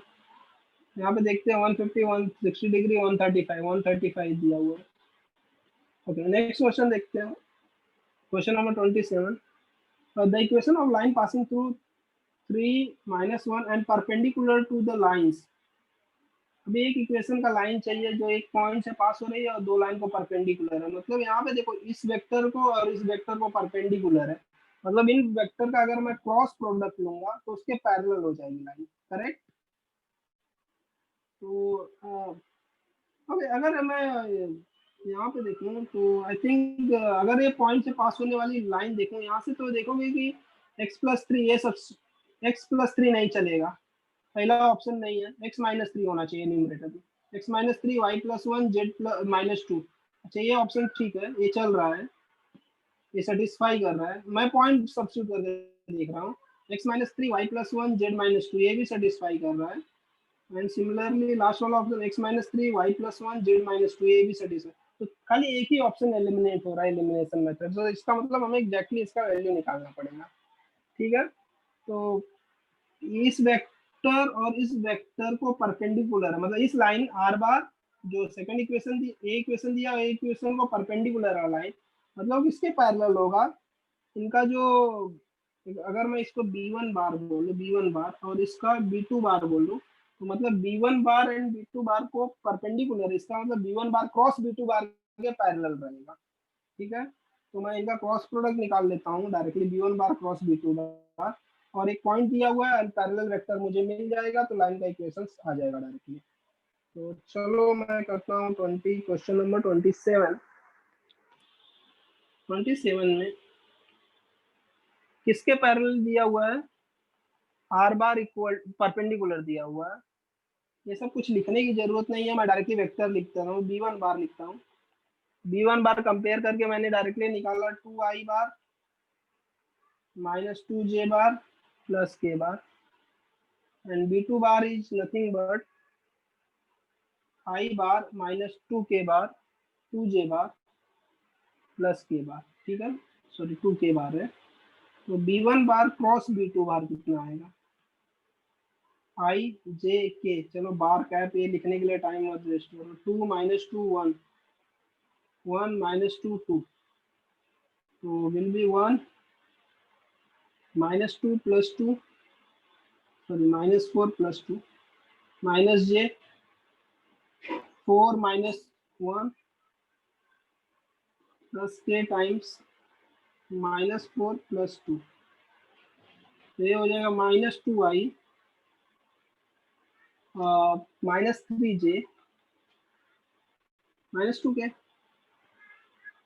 करेक्ट। ये हो जाएगा डी तो इक्वेशन ऑफ लाइन कितना हो जाएगा, न्यूमरेटर डिनोमिनेटर तो -2 -3 -2 आएगा, या सब माइनस है तो इसको प्लस भी 2 3 2 भी हो सकता है। देखते हैं ऑप्शंस क्या है, 2 3 2 ना, yes, d of line will be 2 3 2, 2 3 2,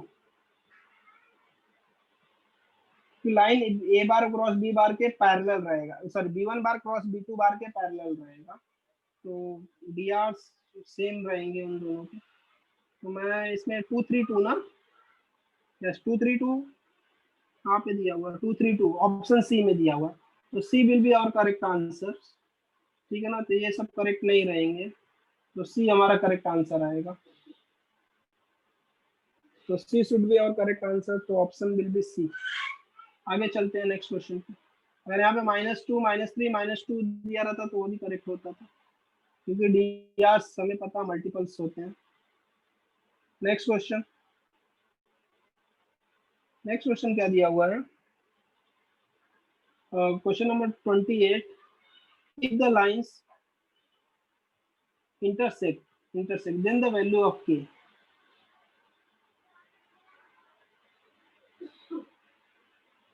उसने क्या बोला कि ये लाइंस, जो लाइंस है वो आपस में इंटरसेक्ट करती हैं, अगर ये लाइंस इंटरसेक्ट करती हैं तो मुझे क्या फाइंड करना है, के का वैल्यू फाइंड करना है। अच्छा, तो इसका मतलब है ये लाइंस का चलो इनको थोड़ा सा एनालाइज करते क्या है एग्जैक्टली। 28, क्वेश्चन नंबर 28, लाइन का इक्वेशन मैं लिखता हूँ x-1/2 equal to y+1 divided by 3, sorry divided y+1 divided by 3, yes वही दिया, equal to z-1 divided by 4, and दूसरी लाइन का इक्वेशन दिया है x-3 equal to y-k divided by 2 equal to z दिया हुआ है, ठीक है। ओके, तो ये फॉर्म में दिया हुआ है, तो अगर बस इसी को अगर कंप्लीट करते हैं हम इसको कंप्लीट करते हैं, z/1 है, यहाँ पे z/1 हो जाएगा बराबर। अच्छा, ये प्रॉपर फॉर्मेट में दिया हुआ है। अगर लाइंस इंटरसेक्ट करती हैं तो इसका मतलब मैं बोल सकता हूँ, अगर लाइंस इंटरसेक्ट करते हैं इसका मतलब लाइंस सेम प्लेन में लाई करती है। तो यहाँ पे नोट ये याद रखिए, lines intersect then they lie in same plane, same plane में लाई होंगी। इसका मतलब उस लाइन के ऊपर जितने पॉइंट्स है सब कैसे होंगे, कोप्लेनर होंगे। तो अगर अगर मेरे पास, इसका मतलब ये वेक्टर 2 3 एंड 4, एक वेक्टर है डी आर्स, जिसका डी आर्स कितने हैं 2 3 4, लाइन का है मतलब वेक्टर का वही डी आर्स है, और डी आर्स है 1 2 1। अभी एक तीसरा वेक्टर फाइंड करना है मुझे जो उसी प्लेन में हो। वो कैसे मिलेगा वेक्टर, पहली लाइन कहाँ से पास हो रही है 1 कॉमा -1 कॉमा 1 से पास हो रही है, और दूसरी लाइन कहाँ से पास हो रही है डायरेक्टली, मैं 3 कॉमा, देखो क्या निकाल रहा हूँ, के कॉमा, यहाँ पे z-0 होगा, z-0 मतलब 0 होगा, यहाँ से पास होगी बराबर। तो अगर मैं इनका एक वेक्टर निकालूं, तो इनका वेक्टर क्या हो जाएगा, वेक्टर हो जाएगा ए, सपोज ए मान लेते हो इसको बी, तो ए बी बार कितना हो जाएगा 3 - 1, a B bar will be क्या 3 - 1 दैट इज 2, मैं सिर्फ कोऑर्डिनेट्स लिख रहा हूँ 2k+1 एंड कॉमा -1 हो जाएगा, करेक्ट, 0 - 1 इज -1। बस मेरा बन गया ए बी बार, और तो इसके बाद वेक्टर सपोज इसको बी1 बार लेता हूँ और इसको बी2 बार ये वेक्टर को ले लेता हूँ, तो ये तीनों वेक्टर कोप्लेनर होंगे, तो इनका स्केलर ट्रिपल प्रोडक्ट क्या होगा 0 हो जाएगा। स्केलर ट्रिपल प्रोडक्ट 0 लेके देख लो डायरेक्टली, के का वैल्यू मिल जाएगा। तो मैं यहाँ से वैल्यूज पुट करता हूँ 2k+1 -1, और ये 2 3 4 और 1 2 1 इक्वल टू 0। एक्चुअली लाइंस जब इंटरसेक्ट करती हैं तो ये फॉर्मूला डायरेक्टली है, थियरी में हमारा फॉर्मूला है ना, x-x1 y-y1 z-z1 a1 b1 c1 a2 b2 c2 equal to 0 होता है। अगर लाइंस इंटरसेक्ट करती है तो थियरम क्या है, डिटर्मिनेंट 0 होता है। ये a1 b1 c1 किसके डी आर्स, पहली लाइन के, दूसरी लाइन के डी आर्स है। ये लाइंस का जो एक्चुअली x2 - x1 होता है, sorry x2 - x1 y2 - y1 z2 x1 x2 x1 y1 z1, first point पे जो लाइन, फर्स्ट लाइन पे जो पॉइंट लाई कर रहा है उसके कोऑर्डिनेट्स है, और x2 y2 and z2 second line के कोऑर्डिनेट्स है। बस वही चीज मैंने यहाँ पे भी किया है, वही हमने अपने मेथड से भी वही किया है चीजें। बस इसी को सॉल्व कर लोगे, जब सॉल्व करोगे तो कितना आएगा 2 3 -8 प्लस, सॉरी माइनस आएगा k+1 इंटू कितना हो जाएगा 2 -4 -1 4 -3 इक्वल टू 0। 2 था 3 -8 -10 हो जाएगा, और इसका मल्टीप्लाई -2 आ जाएगा, -2 मतलब +2, 2k +2 और इक्वल टू कहाँ से आ गया, माइनस इसका 1 -1 इक्वल टू 0। यहाँ से अगर वैल्यू निकालेंगे कितना आ जाएगा, ये 1 हो जाएगा, 2k इक्वल टू कितना आ जाएगा 9, यस, टू के इक्वल टू 9, के इक्वल टू 9/2। के का वैल्यू 9/2 आना चाहिए, के शुड बी 9/2।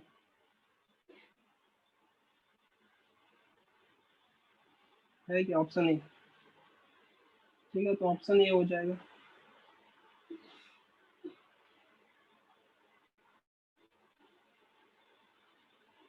तो k will be 9/2, option A. Okay, if the planes, question number 29 देखते हैं। Question number 29, if the planes x minus cy minus bz, cx minus y, bx minus ay plus z pass through a straight line, ठीक है, straight line, then A square plus B square plus C square का value क्या होगा? अभी हम देख रहे हैं कि ये जो प्लेन है, ये प्लेन है, तो क्या है, एक ही स्ट्रेट लाइन से पास हो रहा है। इसका मतलब इन तीनों प्लेन क्या है, कॉन्करेंट है। तो कॉन्करेंट प्लेन के लिए इक्वेशन है, उनका determinant should be equal to 0। जैसे कॉन्करेंट लाइंस के लिए क्या होता है, डिटर्मिनेंट इक्वल टू 0 है कॉन्करेंट के लिए, वैसे प्लेन्स के लिए भी सेम चीज अप्लाई होता है। तो if planes are concurrent then उनका डिटर्मिनेंट 0 होता है। तो मैं अगर प्लेन की इक्वेशंस, चलो 29 फिर से लिखूंगा। Question number 29, question number 29, plane के इक्वेशंस देखते हैं क्या दिया हुआ है। x minus c y minus b z equal to 0, cx minus y plus az equal to 0, and third plane का है bx plus ay minus z equal. ये तीनों प्लेन की इक्वेशंस दिए हैं। ये तीनों प्लेन कहाँ से एक ही लाइन से पास होते हैं, since therefore planes are concurrent. अगर कॉन्करेंट है तो इनका डिटर्मिनेंट इक्वल टू 0 होता है। देयरफॉर कोएफिशिएंट्स लिखते हैं 1 माइनस सी माइनस बी, का सी, सेकंड का C minus 1 A, last will be B A and minus 1 equal to 0। ठीक है ना, तो प्लेन्स भी कॉन्करेंट है। इसका मतलब 1, इसको सॉल्व करेंगे तो 1 माइनस ए स्क्वायर आएगा plus c times minus c minus ए बी आएगा minus b times a c minus b आएगा इक्वल टू 0। करेक्ट, ये हो जाएगा 1 minus a square minus c square minus A B c plus B square equal to 0। तो उसने value क्या पूछा था, उसने वैल्यू पूछा हुआ है A square plus B square plus C square का वैल्यू पूछा था। A square plus B square plus C square का उसने वैल्यू पूछा है। ठीक है, तो यहाँ से अगर मैं A square B square and C square का वैल्यू निकालूं, कुछ तो गड़बड़ हो गया है क्या, minus A, sorry A plus B आएगा, यहाँ पे प्लस बी आएगा तो ये माइनस बी हो जाएगा, गलत किया है मैंने। अभी ठीक है, करेक्ट कर देता हूँ, ये माइनस बी आएगा। ओके, अब सबको उस साइड भेज दो। ये दिख रहा है A square plus B square plus C square equal to कितना हो जाएगा, 1 minus 2 A B C. 1 minus 2 A B C should be your answer. 1 minus 2 A B C, 1 minus 2 A B C, C option में। Okay, next question देखते हैं। Question number 30, question number 30 क्या दिया हुआ है, इफ प्लेन्स आर बार, ये plane का equation दिया हुआ, and this include angle pi by 3। अरे इन प्लेन्स के बीच में एंगल पाई बाय 3 है, मतलब उनके नॉर्मल्स के बीच में एंगल भी पाई बाय 3 होगा। पहला नॉर्मल वेक्टर क्या है, ये है, दूसरा नॉर्मल वेक्टर ये है, बराबर। तो कॉस थीटा का फॉर्मूला अप्लाई कर लेंगे, कॉस थीटा करके यहाँ से वैल्यूज निकाल सकते हो पी का डायरेक्टली। चलो मैं नहीं करूंगा, इसको सॉल्व कर लेना डायरेक्टली, या फिर चलो डिटेल करके बताऊं क्या, मैं चलो बता ही देता हूँ, सॉल्व कर देता हूँ सिंपल क्वेश्चन है। Question number 28, 29, 30।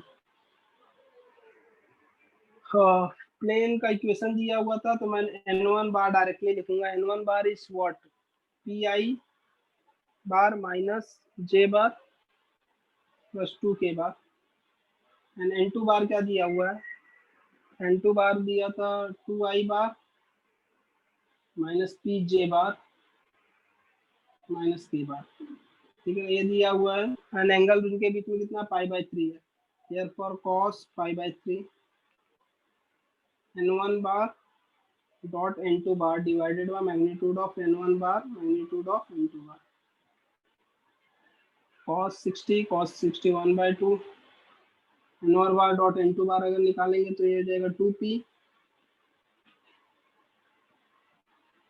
Plus 2p plus p plus sorry minus k होगा -2, यही ना, और 2p plus p -2 divided by root में n1 का कितना मैग्नीट्यूड आएगा, p स्क्वायर प्लस 1 प्लस 4, और दूसरे वाले का क्या होगा 4 plus 1 plus p, 4 plus p square plus 1,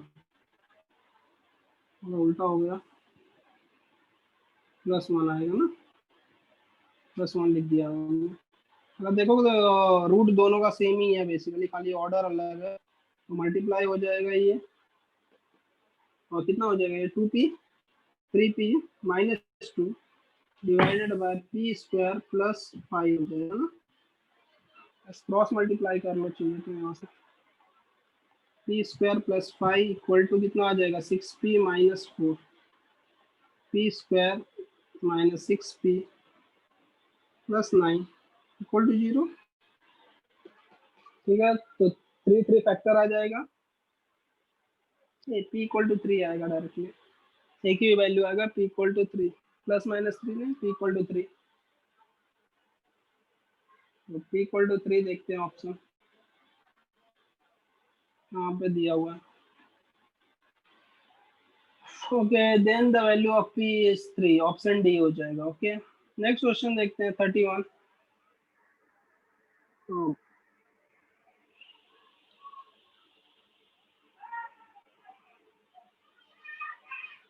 sorry 31 देखते हैं, the coordinates of foot of the perpendicular drawn from origin to the plane is are, coordinates पूछा है, foot of the drawn from the origin to the plane, एक उसका foot of the perpendicular पूछा है, तो एक तो ये मेथड है कि इसमें से फुट ऑफ द परपेंडिकुलर कहाँ पे लाई करेगा, प्लेन पे लाई करेगा, तो देखो कौन सा पॉइंट सेटिस्फाई करता है उस इक्वेशन को, तो इस केस में हो सकता है मल्टीपल सेटिस्फाई करे, क्योंकि फुट ऑफ द परपेंडिकुलर जरूरी है, क्योंकि इस प्लेन पे इनफाइनाइट पॉइंट्स होते हैं, तो कुछ भी दे सकता है ऑप्शन में, तो दिस इज नॉट मतलब श्योर शॉट, यहाँ से खाली एलिमिनेट कर सकते हैं कि एलिमिनेट ऑप्शन कर सकते हैं, बट सब एलिमिनेट हो ये जरूरी नहीं है, तो इसका एक्चुअल मेथड ही करना पड़ेगा मुझे, तो एक्चुअल मेथड, क्योंकि ऑप्शन सब्स्टिट्यूट करने में थोड़ा टाइम जाएगा, तो वैसे सॉल्व करोगे तो वैसे भी कर सकते हो, अगर मैं पहली बात तो ऑप्शन डी तो हो ही नहीं सकता, अगर उसको सब्स्टिट्यूट करोगे तो मुझे दिख रहा है 4/√30,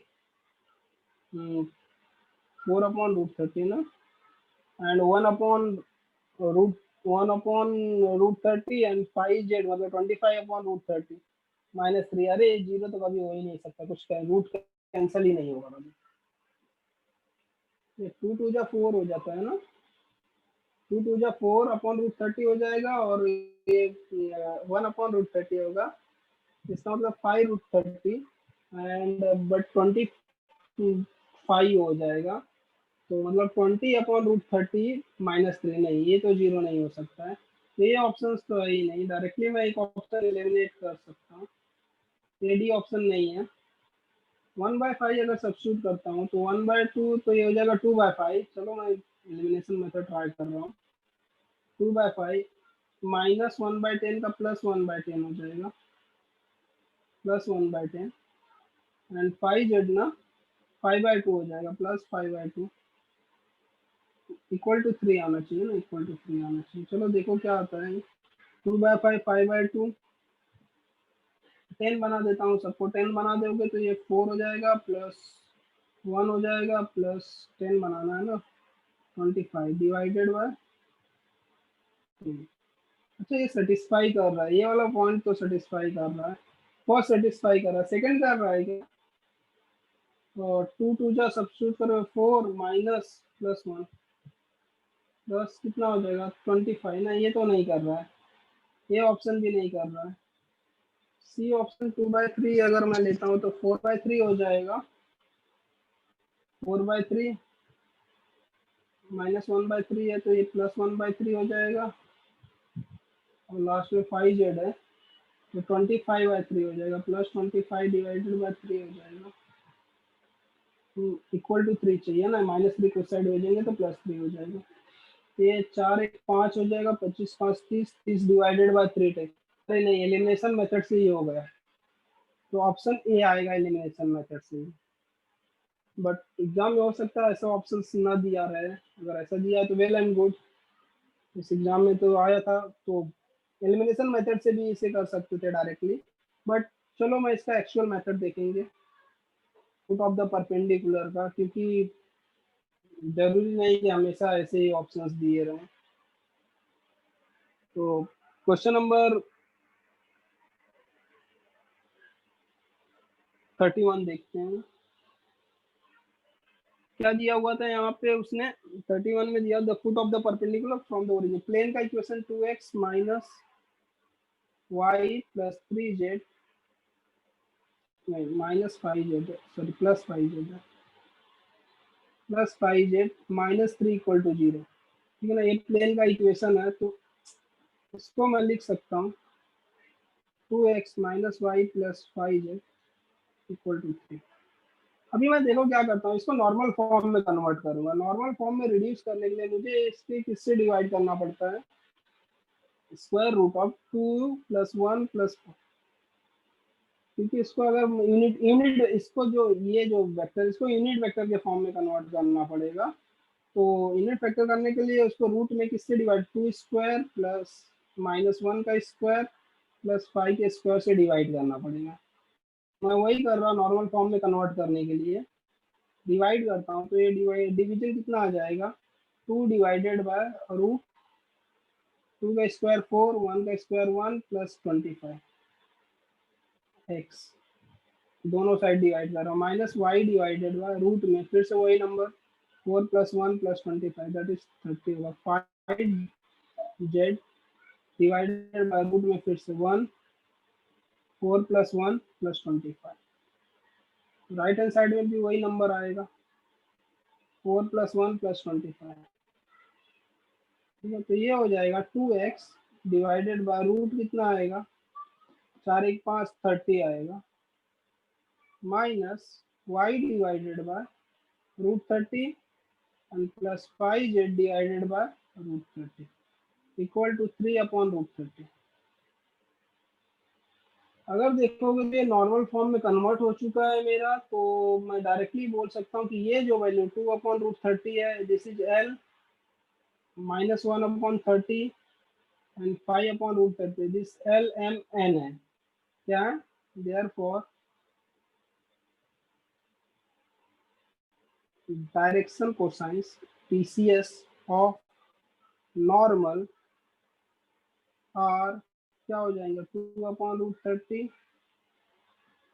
and -1/√30 and 5/√30. These are the DCS, and perpendicular distance from the origin of the plane is 3/√2, that is P equal to √2 है। तो मैं डायरेक्टली बोल सकता हूँ therefore foot of the perpendicular क्या होगा, फुट ऑफ परपेंडिकुलर का क्या कोड है, LP MP, this is nothing but L, this is M and this is N, LP MP and NP। तो क्या हो जाएगा, फुट ऑफ द एल का वैल्यू कितना है 2/√30 एंड पी का वैल्यू 3/√10,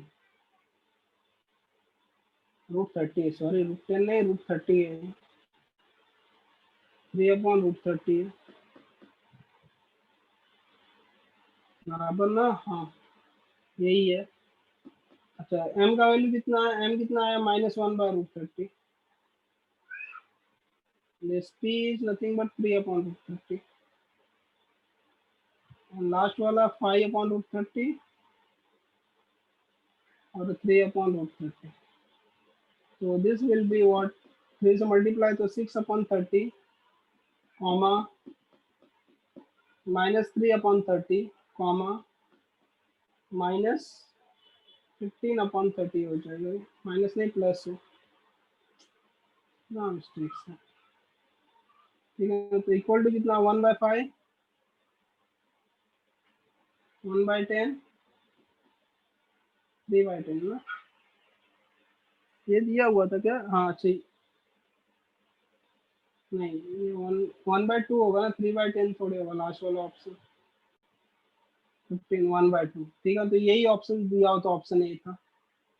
तो या तो एलिमिनेशन मेथड से अगर होता है तो करो, अदरवाइज ये वाला मेथड तुम्हें करना है कि नॉर्मल फॉर्म में कन्वर्ट करो उसको, r bar dot n bar equal to p bar के फॉर्म में, r bar dot n bar में n कैप, तो ओरिजिन से वो डिस्टेंस वाला चीज मिल जाएगा तुम्हें। क्वेश्चन नंबर, इसका ऑप्शन ए था, ऑलरेडी हमने मार्क किया। 32 सिंपल क्वेश्चन है, the angle between the lines is, दो लाइन के बीच में देखो इसका डी आर 2 है। अच्छा पहले न्यूमरेटर भी देखना है लाइन का, न्यूमरेटर प्रॉपर फॉर्मेट में ना x-2 y-3 z-1, x Y z का कोएफिशिएंट 1 होना चाहिए, that is the compulsory in numerator. तो हर जगह वैसा ही है तो ठीक है। तो मैं डायरेक्टली देखो 2 इंटू 1 मल्टीप्लाई कर रहा हूँ इसके, 2 इंटू 1 कितना हो जाएगा 2, फिर -2 इंटू 2 कितना आएगा, -2 इंटू 2 कितना आ जाएगा, -4, -4, एंड 1 इंटू 2 कितना आ जाएगा, दैट इज +2। इनका सम कितना, 0, इसका मतलब डॉट प्रोडक्ट 0 है, डॉट प्रोडक्ट 0, इसका मतलब क्या आएगा, एंगल कितना है 90 डिग्री, डायरेक्टली निकाल सकते हैं। ठीक है, क्वेश्चन नंबर 33, क्वेश्चन नंबर 33 देखते हैं। क्वेश्चन नंबर 33 क्या दिया हुआ, the equation of plane passing through, एक पॉइंट से पास हो रहा है, परपेंडिकुलर टू लाइंस, दो लाइन को परपेंडिकुलर है, ठीक है। इसका मतलब दो, एक पॉइंट से पास हो रहा है और दो, and perpendicular to the line joining the points, ठीक है ना। हमारा जो प्लेन है इसको परपेंडिकुलर है, तो ये जो लाइन के डीआर्स रहेंगे, जो लाइन जॉइनिंग पॉइंट्स के डीआर्स होंगे, वो किसके डीआर्स हो जाएंगे, नॉर्मल के डीआर्स होंगे, क्योंकि प्लेन लाइन को परपेंडिकुलर है। इसका मतलब लाइन किसके पैरेलल हो जाएगा, नॉर्मल के पैरेलल, लाइन क्या हो जाएगा, नॉर्मल हो जाएगा। You can consider line as a normal, तो लाइन के जो डीआर्स होंगे that will be DRs of normal. तो लाइन के डीआर्स हम निकाल सकते हैं यहाँ से, लाइन्स के डीआर्स कैसे, डिफरेंस से निकल जाएगा डायरेक्टली, 2 + 3 दैट इज 5, सब्ट्रैक्ट कर रहा है, 3 - 1, 3 - 1 करूंगा तो कितना आएगा 2, एंड दिस 4 -2 विल बी 2, तो 5 2 2 शुड बी डी आर्स, 5 2 2 जहाँ पे रहेगा वो तो मेरा आंसर है। तो मतलब मैं ऑप्शन ए को एलिमिनेट कर देता हूँ, ऑप्शन डी को एलिमिनेट कर देता हूँ, 5 2 2 नहीं है इसमें, ऑप्शन सी, बी और सी में से एक आंसर रहेगा। एंड एग्जैक्ट आंसर चाहिए तो यहाँ पे पॉइंट भी दिया हुआ है, तो इनका डॉट प्रोडक्ट भी ले लो साथ में पॉइंट के साथ, तो पॉइंट के साथ -5 + 2 into dot product 2, 4 + 2 that will be equal to 6, 1, equal to 1 वाला आंसर होगा, तो इक्वल टू 1 बी ऑप्शन है, तो बी हमारा ऑप्शन हो जाएगा। एक्चुअली मैंने कौन सा formula, R bar dot N bar equal to A bar dot N bar, N bar मैंने निकाला था, एन बार का डी आर मुझे 5 2 2 2 मिले थे ए बराबर, तो एन बार हो गया, ए बार क्या रहेगा, ये वाले कोऑर्डिनेट्स है, बस इसी को डॉट प्रोडक्ट करके मैंने लिख दिया आंसर अपना, तो answer will be B. Question number 34 देखते हैं।